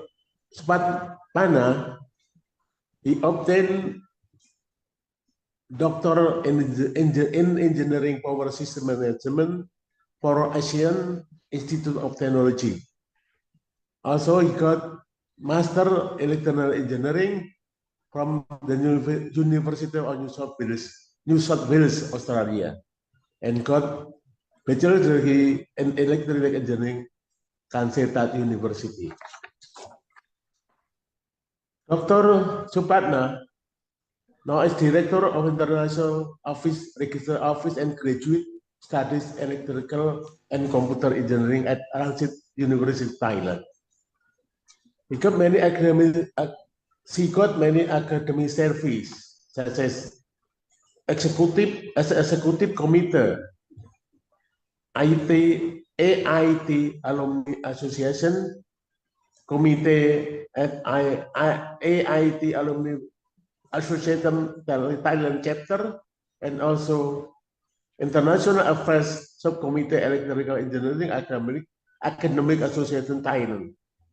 Also, Women Empower IEEES Power and Energy Society Thailand chapter, and also Women in Engineering Working Group, also IEEE Thailand chapter.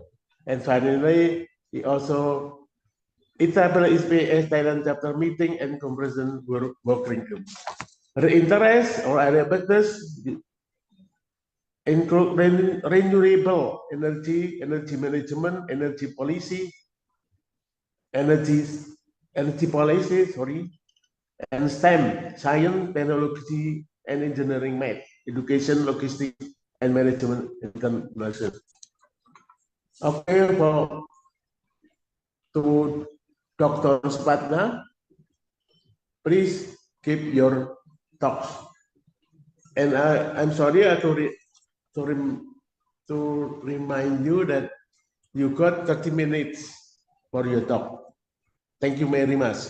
Please, Dr. Supatna. Thank you. Let me find the slideshow. Can see, Dr. Supatna.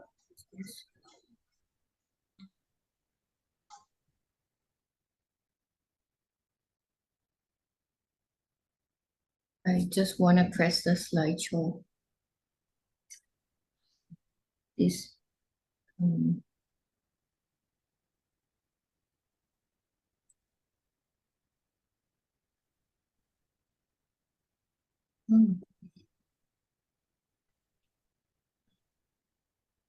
Can you see my slide? The full page? Yep. Yeah, it's great. Okay. Good. So, good morning,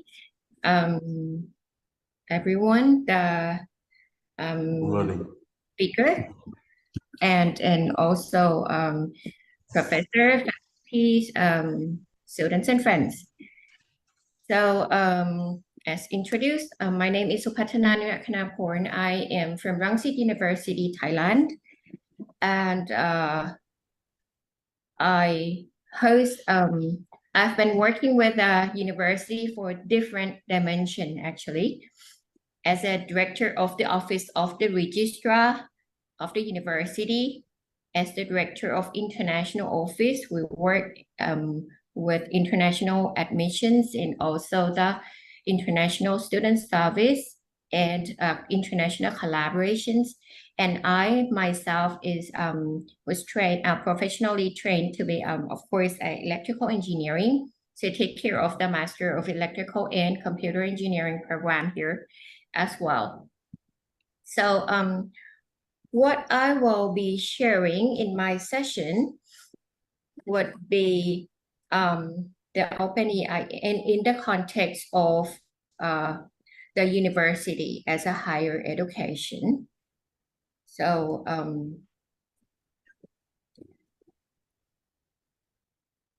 a brief introduction about Rangsit University. Actually, we are a private university offering around 130 programs, and we have more than 100 active international partners. Our population of the students are 28,000 plus, and we have 2,000 full-time international students and more than 1,000 short-term mobility students per year. And we offer variety of program in all dimensions, which you can see from the list on the screen. So that's Rangsit in a nutshell. We are at Pathum Thani province, which is attached to Bangkok near the Don Mueang Airport. You have come to Thailand. Okay. So I learned from the two speakers. Professor Helen has touched on the social impact of AI and gave you the introductory of the AI already and its capacity and applications in different areas, which is very nice talk. And the second key speaker gave you share with us the AI research in the government waste management, very interesting one. So before I move to university or higher education in context, so I'd like to briefly highlight on some of the interesting figures here. So on my screen,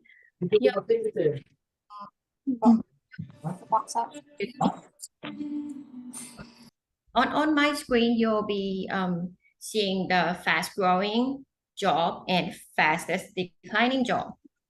On your left, this is reference from the World Economic Forum. So on your left, you will see that these 10 jobs listed here are related to the technology related and mostly the analysts or analytical skills there. And the fastest declining jobs are related to you can see the word clerks here and the secretaries here. So those are the jobs that was replaced by the platform or the system.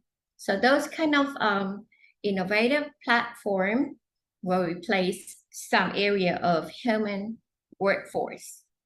And as the university, we are responsible for building the capacity for the countries, for the regions. So then our learning and teaching here is more shifting towards the future job and future business, of course, and that's AI related as well.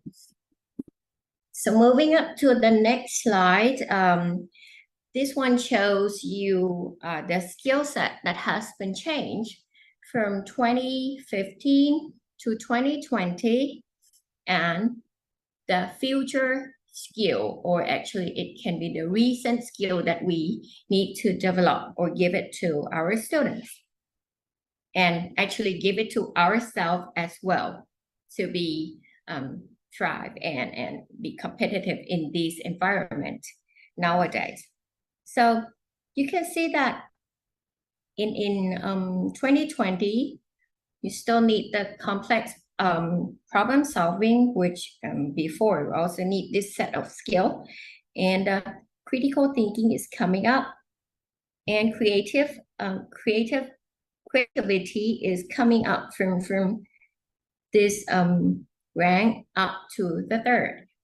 So these are some skill sets that has changed. Well, if you look at the 2025 or the future skill set, you can see the words of the analytical analysts. See, so these 5 here: analytical thinking, innovation, active learning, which implies that you always need to learn, learning strategy, so upskill, reskill, and never stop learning. Lifelong learning is there to achieve this skill, because what is happening is the technology is developing every day and it grows very fast. The problem solving is still there. Critical thinking, creativity is still there. Okay. And you can see this word leadership and social influence, which will replace before that we use the word people management. So it's kind of a similar but shifting to get more management, change agent, and create the impact. So those are set of the skill, and these skills, these 4 skills down there is more in a developer, because technology is there, user skill is needed. So how about the people who develop this platform for us? So those are the skills that maybe it will triggers and allow us to look back to ourselves. Do we have some of those for our future work? So allow me to show some of the quotes. Of course, here, technology is important because it creates the future. So these things is actually in line with the topic of this conference. Okay, so we're able to be part of the next and create the things that don't exist. So that's a future thing.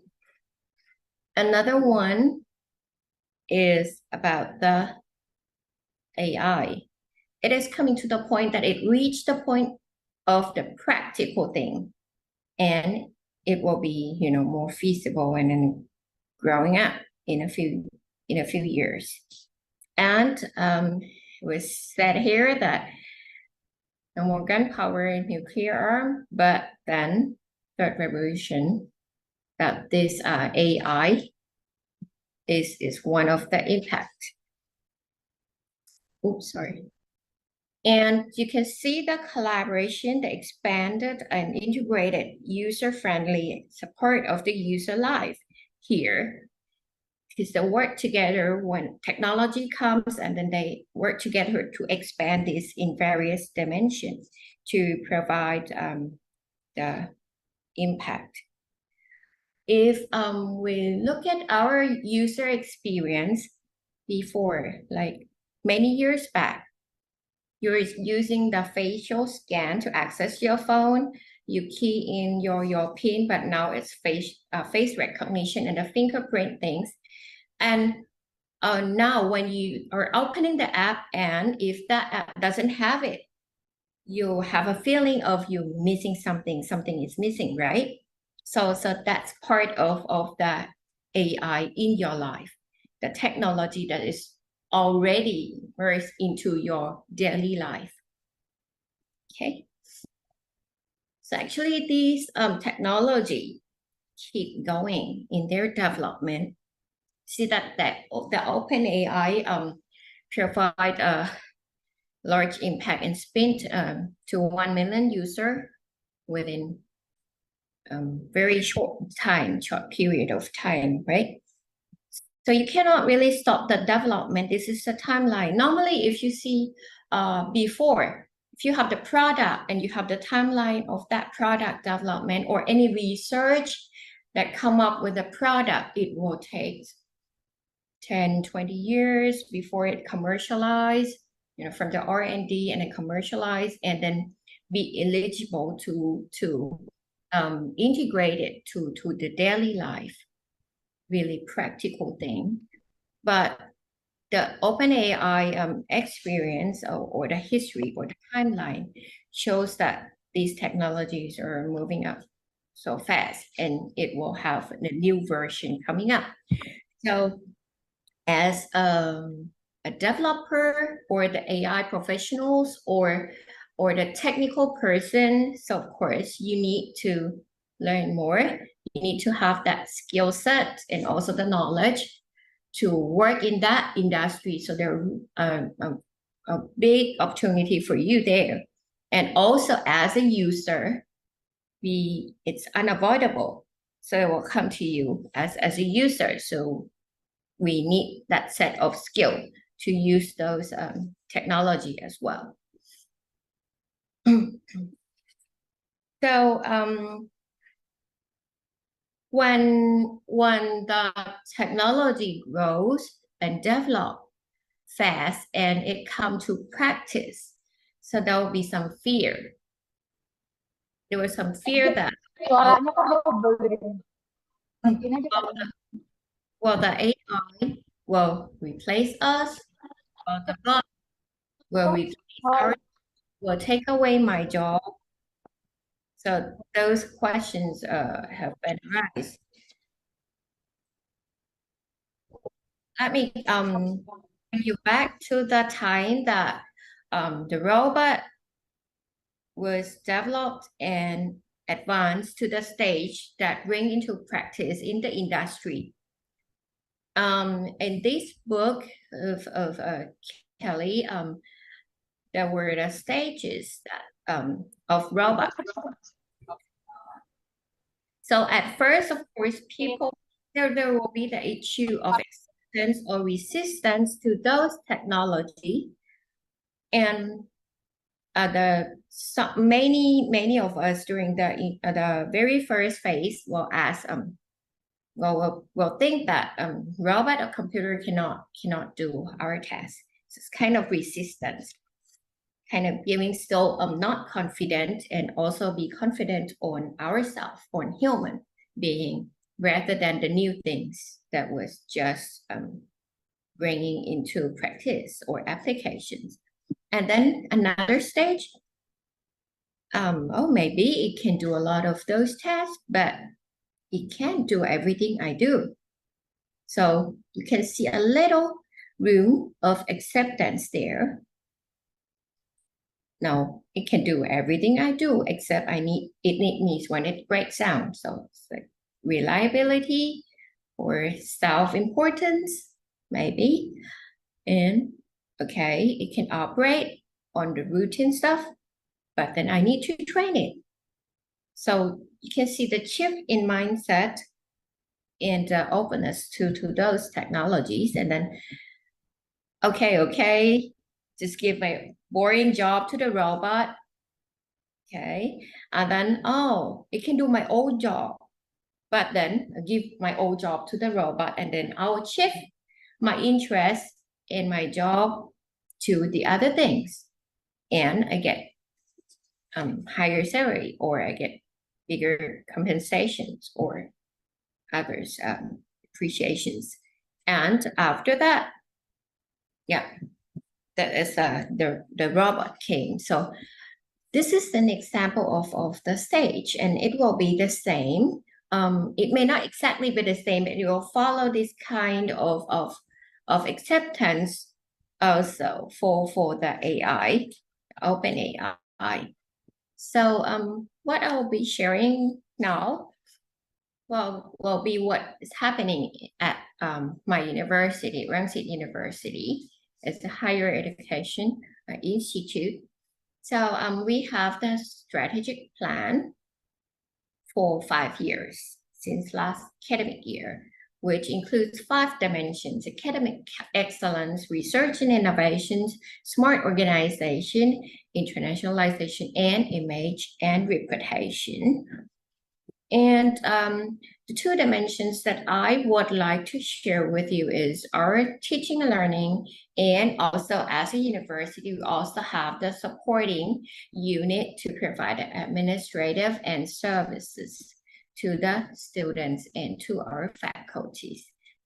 So where ChatGPT and AI is coming in, and OpenAI coming into our university nowadays. So what we do here regarding the teaching and learning, we do the transformative teaching.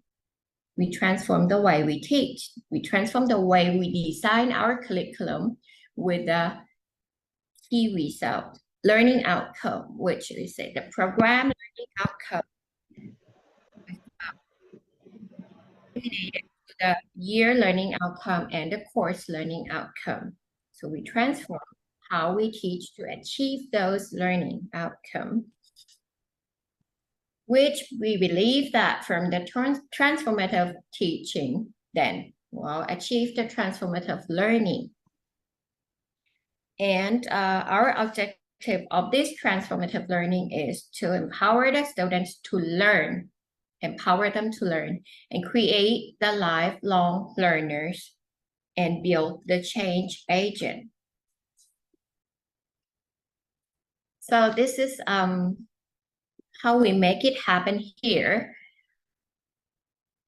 So first of all, we put ourselves in the sandbox, play with it, learn, experiment, and this also includes the OpenAI and other dimensions. You know, just OpenAI cannot just come alone, or academic excellencies, the professional content or some set of skill, it cannot come alone. It has to combine, or internationalization when it comes.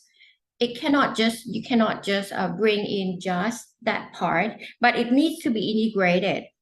So we kind of integrated everything and put it in a sandbox, and we would like to learn and to try to come up with a model that it works. If it doesn't work or it needs improvement, then we do some corrective action, and we give students more decision-making power, which you can see that this item is also in line with the skill set that is a future skill set. And instead of forced participation, we try to inspire practical positive reinforcement, urge the student to explain their view, allow for creative expression, give them more discussion time to explore, to develop their ideas. So you can see that many of these items, the ChatGPT, OpenAI will come into these steps. Encourage thinking and reflection, encouraging the debate, encouraging meaningful technology use in the classroom. So what happened in the classroom nowadays, students, of course, they have their phones, their smartphone, their iPads. So they're free to search, they're free to chat with the AI friend, their GPT, which never get tired, anytime, anywhere, accessible. So then they get some information, they get some advice, but then here, the critical thinking is what they need to have and to practice. So AI is just a tool, actually. So and of course, we in the transformative learning, we encourage the leadership, and also as a lecturer, we brainstorm with the students and let them disagree with you and be a better listener and practice it, empathy. So it's what I've shared about ChatGPT here at Rangsit University. We don't ban the ChatGPT, but we encourage our students and staff to start learning, getting to know it, and use its ability to help you as a tool So we also provide the workshop and training for our staff, our faculty, and of course, students. Students actually will getting to be more familiar with those AI things and the technology. They can learn it faster comparing to our generations. Information, the ChatGPT can help us in many dimensions in our classroom.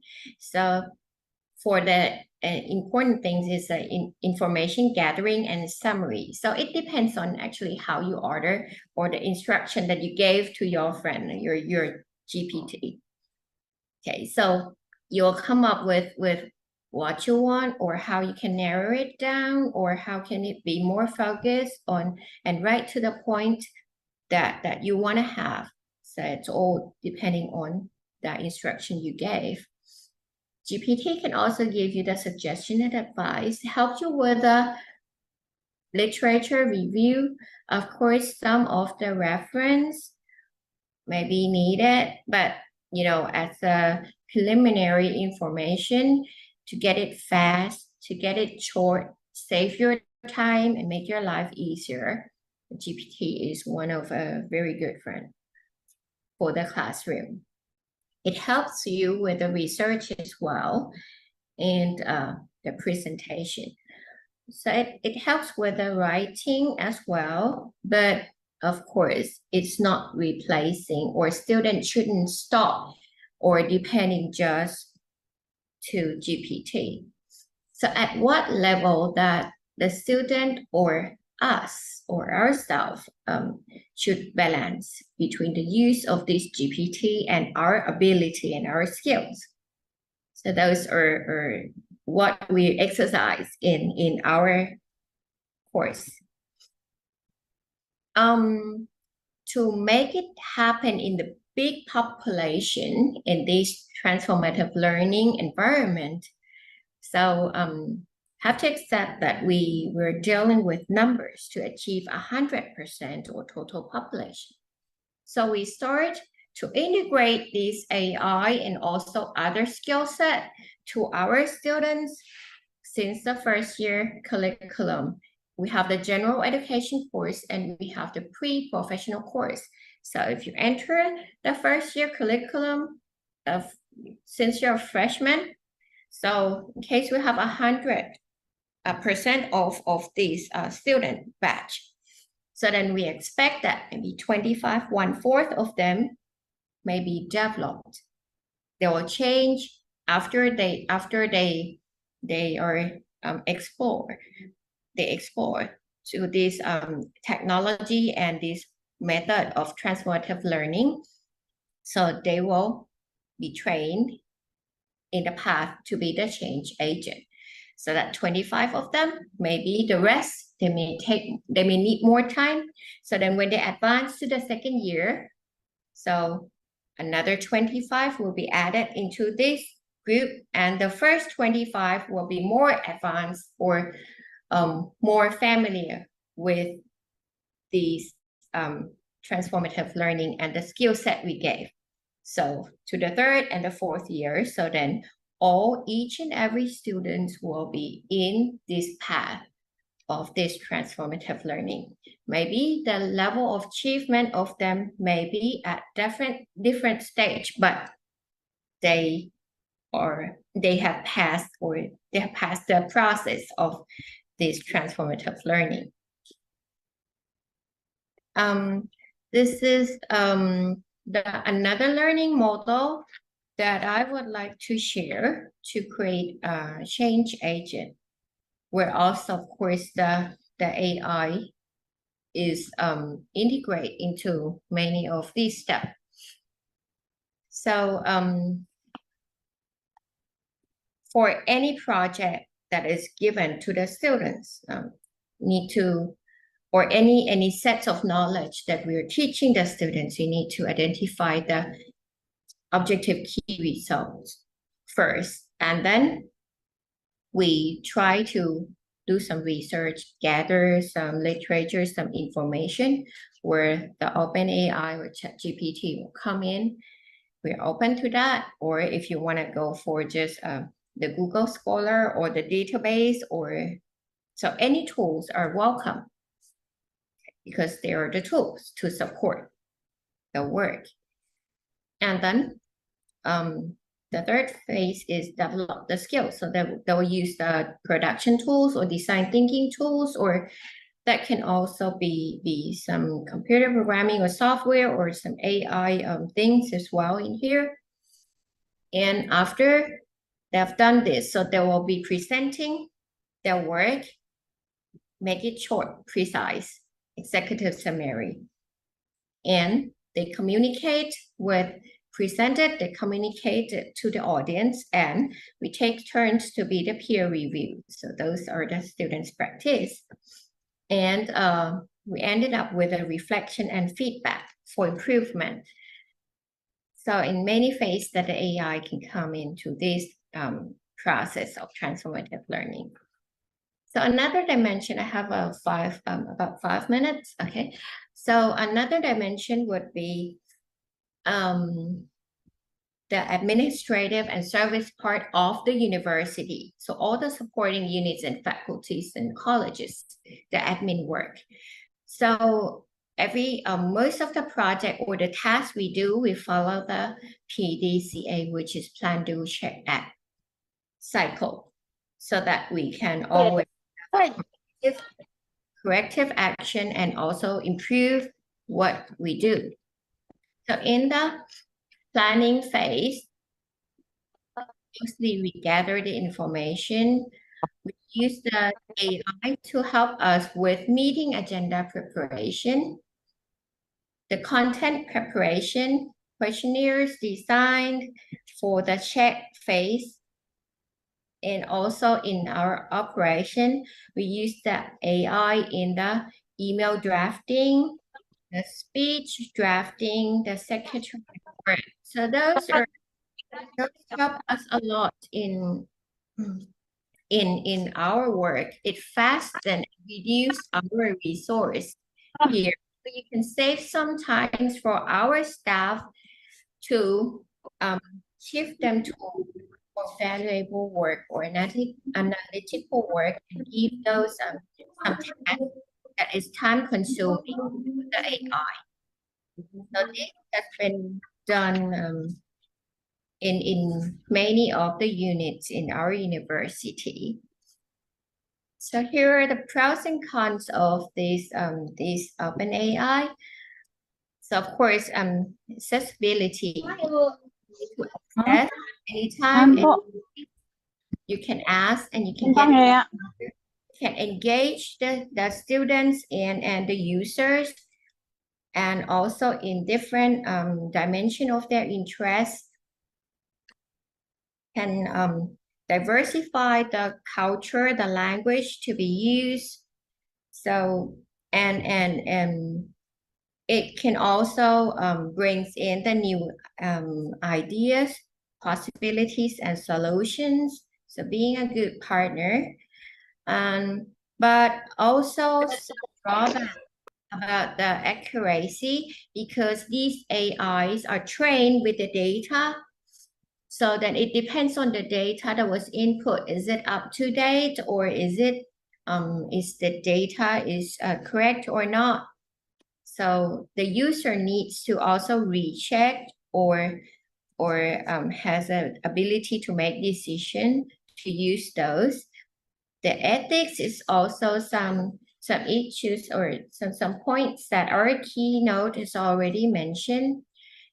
Some students or some user, they may dependent on the AI too much and get addicted to it. So we need to use it in safe, ethical, and effective way, maximize its benefit and minimize its drawback, and it will be the very valuable tool, but not a replacement for their own learning efforts or human interaction. So as a university here, we'll focus on educating the students and also our staff. There are some key takeaways from my speech today, from my session, that please make sure you find the balance of the analytical skill and problem solving versus the open AI. And be open-minded because you cannot avoid things that are emerging nowadays and the future. And of course, you never stop learning and get up to date at some optimal level. Not into it too much. Find your optimal level according to your use or your purpose, and be confident to welcome the OpenAI as a friendly tool. And I'd like to end my session with Bill Gates' quotes. "The advance of technology is based on making it fit in so that we don't really even notice it. So it's part of the everyday life. So that's what will happen to our working life in the future." Thank you. Thank you very much, Dr. Supatana. You still have 5 minutes. Okay, thank you very much for your talk. Now we come to question and answer session. But before that, let's give applause to 3 guest speakers.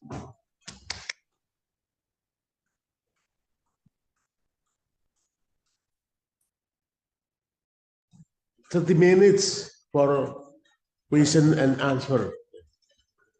So everyone to participated to have question or comment.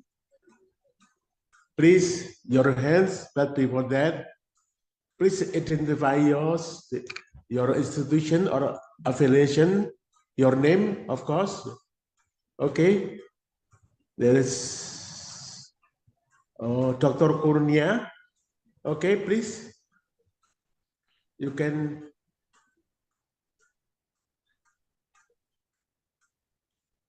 make question or comment. Hello, Dr. Kurnia. Please.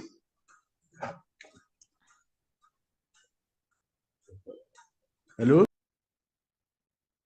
Hello, can you hear my voice, Yeah. Mr. Moderator? Okay. Yeah, Dr. Kurnia, please. Please your Okay, thank you. yourself. I have 2 questions. Yeah. The first And one also, is for please address your Professor question to who? Okay, I have 2 questions. The first one is for Professor Helen. To what extent does the government in Australia or in developed countries take action to deal with dispute caused by the application of AI? And the second one is for Professor Supatana.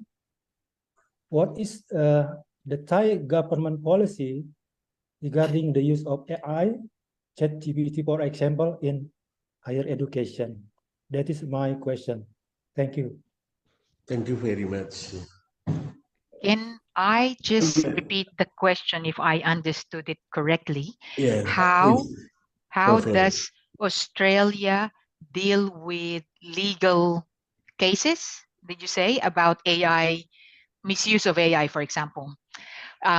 We have not had any cases yet, as in the media. Media is always quick to highlight these cases, but we haven't heard any cases yet around the misuse of AI. But based on my research, and this is not just for Australia, but for a lot of countries, that they actually need now to really take AI seriously, because it's not everywhere that you have very well developed legal frameworks. The reason is they still do not understand. Just with ChatGPT, a lot of universities here in Australia do not know how to address the misuse of it. For some universities, they actually encourage the use of ChatGPT because, as you know, the answer that you get out of ChatGPT is not the perfect one. For me, as a lecturer, I have an essay question, and you use ChatGPT. I tested it, and the answer I get out of ChatGPT is not good enough for me. Hence, universities encourage the use of it as a research tool, but the students need to add more to it, add more analysis, add more research to it. That's why I think there is a variance among universities on how they address it, because for some universities they disallow the use of ChatGPT, and it can actually be addressed or can be found out with the use of our Turnitin. Turnitin is a software you use to check plagiarism. Now with that software, it can actually detect if you use AI in it as well. And for some universities, they can check that and they disallow that, and hence it's academic misconduct. But for other universities, they encourage it. But there hasn't been any one common framework at the moment. So we probably should need to have a discussion across all countries or across different sectors. I hope I answered your question. Dr. Cornea, is it answer your question? Okay, thank you. It's very clear. And the second one is Dr. I Supat. want to ask Yes. Professor Please, Supatana. Dr. Supat. So about in Thailand, actually, Professor Helen shares much of my answer because this kind of open AI things or ChatGPT kind of a new things that coming in, and there is no specific legislation for that, not the legal framework, but more on ethics. Yeah, and as academic work related, yes, the Turnitin is also used here as well, and yeah, there is a workshop or a train of these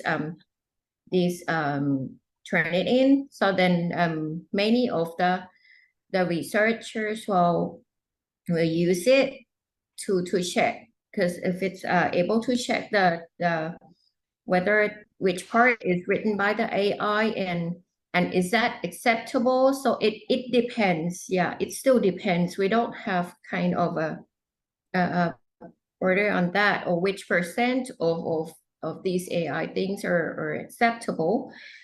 But yeah, but regarding to the work assistant, there is a big opportunities there as a great tool. So we kind of have to separate which with its, depending on its applications that we use in which area that we're using. So no legislation at this moment, but yeah, more on ethics. Thank you for the answer, Professor Supatana.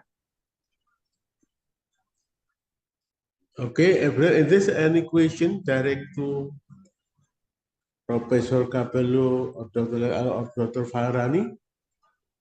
Next question, Dr. Suhendro. Please. Okay, please.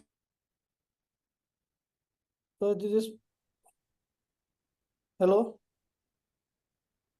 Hello, please. Is it Dr. Joko? Yes, I'm Yeah, here. please, sir. So just continue about Dr. Kurnia Muldi question, I think. So is the biggest question about ChatGPT is often revolves around the capabilities and limitations. So people also are very curious about how well it understand and respond to various queries. So the ability to generate coherent and helpful response across different topics, I think, and is it overall potential to assist us to engage our like our research, our paper. So there's also interest in development process. But this ethical consideration, I think, surrounding AI and ChatGPT, and its impact in various fields is like customer service, content creation, and education. So the big question is for how far ChatGPT can go in understanding, learning, interacting meaningfully with humans. That's a question from me. I think. Thank you. who do you want to answer? I can answer probably just from my experience anyway. ChatGPT can make my this is personal experience, okay? It just makes my life easier in terms of, say, I want to learn a simple concept. Instead of me just going Google and all that and I get a lot of references and all that, but I just need a quick answer. I go to ChatGPT and ask, okay, what is, okay, just supply and demand. And then it will give you a short answer, and that's good enough for me. And I understand, and that's fine. But if it's to do with research, and as we know in research, we really need the deep understanding of a concept, and you need references where ChatGPT doesn't give you references. At one stage, I even asked ChatGPT, what references did you use? It just says, oh, I gathered it in all references around Google and all that, but wouldn't name its references. So for me as a researcher, I need to cite my references in ideas I put in my research paper, and hence that way it's not useful. I really need to go down looking at journal articles and all that. So that's the limitation of ChatGPT. But if you just want quick answers and just for understanding, it probably would serve its purpose. But in terms of when you need citation, you need a deeper understanding, critical thinking and all that, I don't think ChatGPT would be good enough. And I just recently read an article that ChatGPT's quality of answer actually depends on the prompt, on the person who's asking the question. For you to be satisfied on its answer, it's actually based on what you ask it to do. If you're just, and I've compared this with other family members. How did you get that answer? Oh, it depends on how you ask the question. So if it's a good prompt, and it's very detailed prompt, maybe ChatGPT will give you a better answer. But so in a way, then it just depends again on the person using it. It's not just AI totally. Okay. Yeah. Allow me to add to Professor Helen. Yes, I agree with all your response, and I would like to also share a practical example of the work that we ask the ChatGPT to do. It depends on your question. There is one time that we would like to create the questionnaires to our students to measure their international readiness. So first we have to talk with the GPT first to agree upon what are the international readiness, to fine-tune that, and then we just give the instruction to the GPT that how many questions, which type of questions you want it open or multiple choice, or the how many the levels that the questions will be, and they come up with a set of questions, and also we ask the GPT to then make it more fun, not that boring words, because we're going to deal with the students and their young generations. So it's adaptable. Gave us the result, and also we said that, oh, this one may be, one person. There is no set of questions that can fit with all, because different person, different students, or they may. So then we ask the GPT to add some of the small open question to get the idea. So that's about the instruction that we gave to the GPT. And then finally, when we tune it, when we finally meet to some result that we want, then we ask the GPT to, how about our Thai students, they are not familiar with the English. How about creating some in Thai language? So it's not a Google Translate, but it's converted to a readable and a fun word to the young generation in Thai. So it's quite impressive, but that depends on how you instruct them. Yeah. Yep. Can I comment for this? Okay, maybe that's interesting, Dr. Supatnana, because I also, I and Dr. Kudia, we already discussed about how to implement it of the AI, especially in GPT in element, not elementary, but in high school, yeah, in high school. And the question is the prompt. The key of the success of use of the artificial intelligence, especially in GPT, is in prompt technique. That's why we try to make some of the experiences, experimental research, how to use the prompt engineering in high school, yeah, education, and we are try to. Ini tentang IT ya? Yeah, we are trying to compare where they use the AI and not use the AI. That's interesting. Maybe because some of the university in Indonesia, such as in University of Indonesia, they already use of the GPT in the academic process. But we are trying to how to develop in high school, especially in high school, develop of the critical thinking, not only for the copy paste only, but how the artificial intelligence can be create of the critical thinking of the student. That's interesting, I think. Thank you, Dr. Farhan. While waiting, somebody raise your hand. There is a question to Dr. Farhani from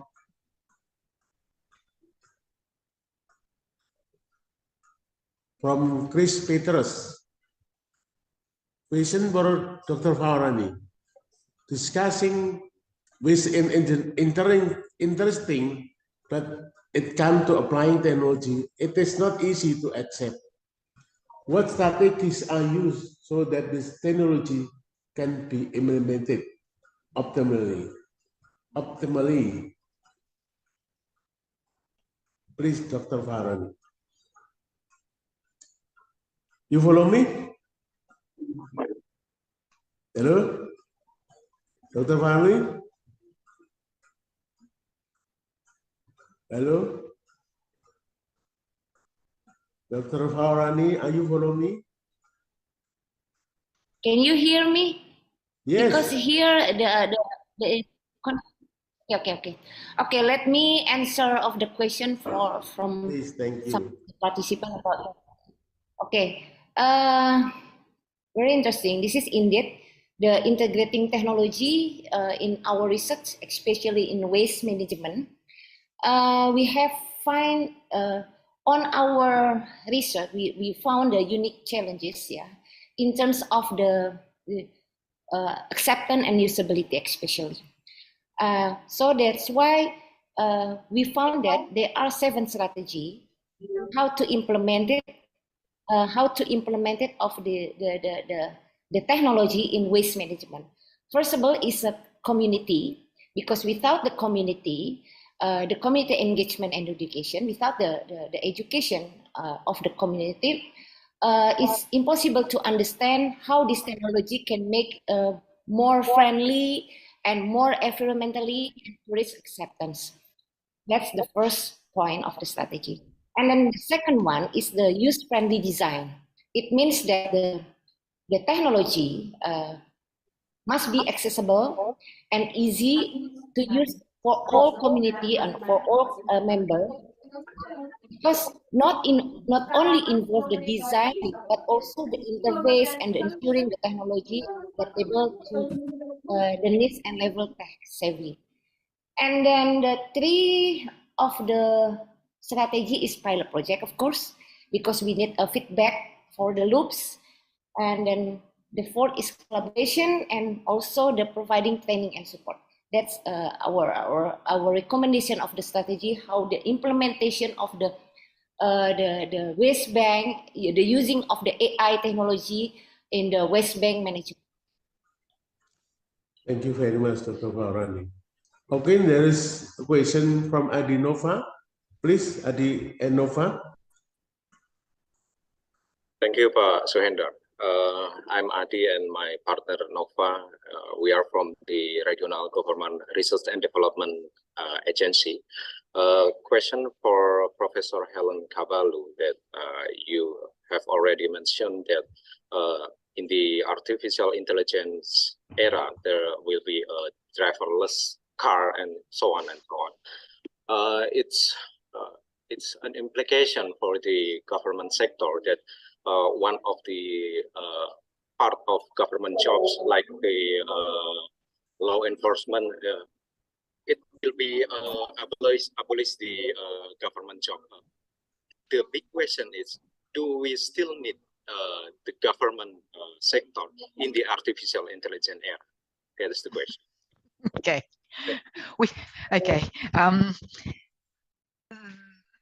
That has a lot of aspects in it. We need government first to put in the framework, the legal framework or guidelines on how we deal with AI issues. Hence, government will not be redundant. We need them. So they're there for guidelines and all that. Another one, if you about dealing with the negative impact of AI, it was actually suggested again by Bill Gates that for companies to be discouraged or maybe to slow their interest in AI, there should be a robot tax, he calls it. When taxes are imposed, that's when government is also required. As we know, when tax revenues or taxes are imposed, the sector that actually collects them and uses them for infrastructure and other public goods is the government. So that's where we need them. And in the future, maybe there will be robot taxes, especially if the impact on a country is too much negative on employment, on people, that you need to discourage the use of AI. And that was what what do you call this? That was what was being suggested, a robot tax. And depends on what countries, because here is, say, in Australia, we still don't have a driverless car in the public roads. We have driverless trucks in mine site and all that, but on the roads, it's just, you know, those cars where it helps the driver put on the brakes if it senses something that will happen, but it still is, there is still a driver there. It's still not a driverless car we have here. But yes, I think that's where the government is needed in putting rules in the use of AI. And then if there is income or that needs to be earned out of it, or taxes that need to be imposed, you need government. And in training out of date skills for those who can't afford and pay for their tuition fees to go to providers, that's where the government can come in. It can actually then provide free training programs for those who can't afford it. And that's where they are. Say even here in Australia, education, although it's not free, we can owe it to the government until we pay them when we earn our salary. So yeah, government still has a role to play in the future despite AI. So Susan, may I add to that a little bit when you mentioned to unmanned vehicle? So actually, last week I went to Singapore to visit our partner. So then I also see in their center of excellence and get information sharing about the drone. So in Singapore, actually, you know, it depends on the level of the implement or the practice that these things are in the industries. But in Singapore, the person who can fly drone don't need the license. So business involved, the real business, not just flying for fun. So it's not just flying for fun. So it's like commercial things. So then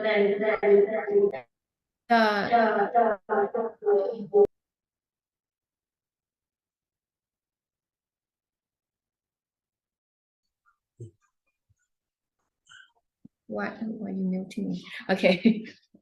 So there will be the serious training course for this drone license. So yeah, I would say that the government will come, it depends on the advancement of technology and the implementation in the area that is sensitive or security, or it may create some problem or need to be solved. Yeah.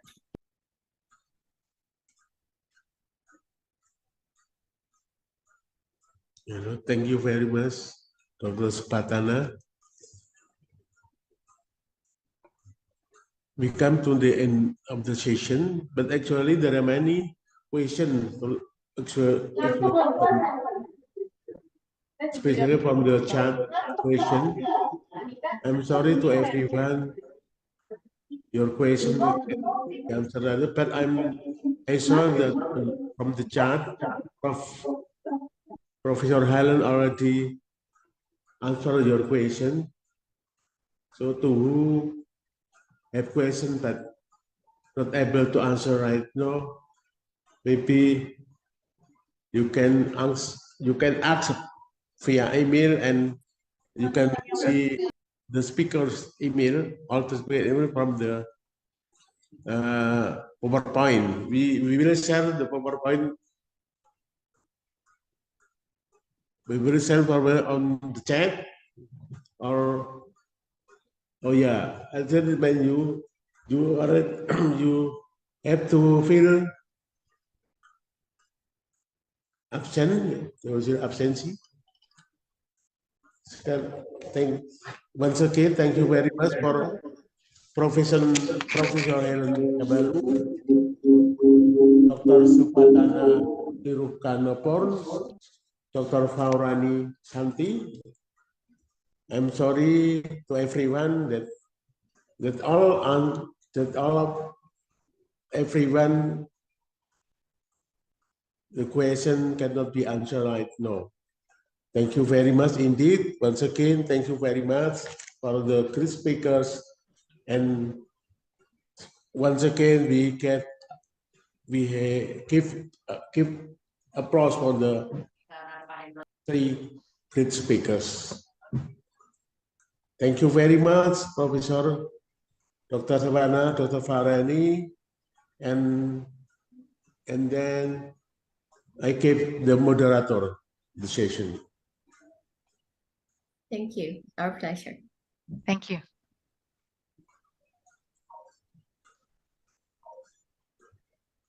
Okay, thank you. Moderatornya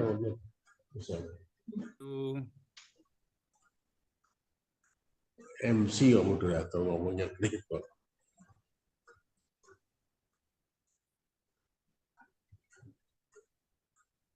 Kok MC-nya udah lama?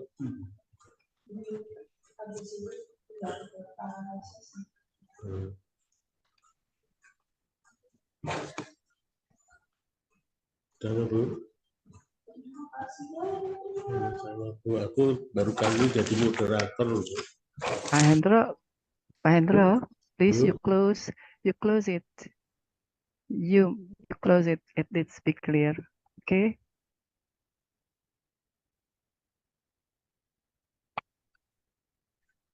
Dengan Pak Hendro aja ditutupnya, oke?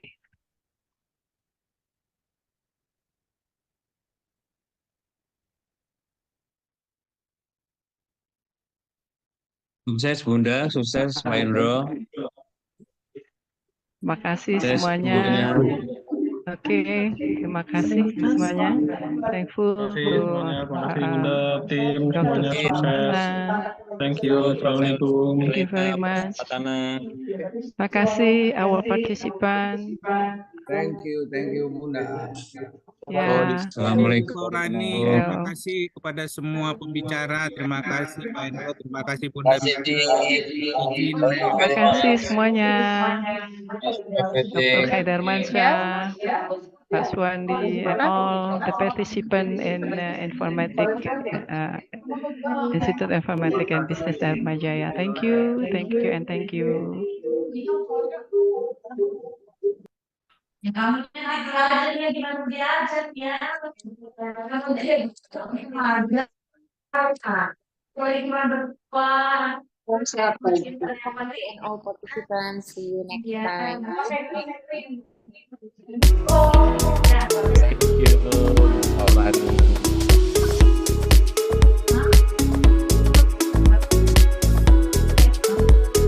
Untuk pemakalah harap standby di tempat ya. Jam 1 kita akan lakukan breakout di setiap pemakalah.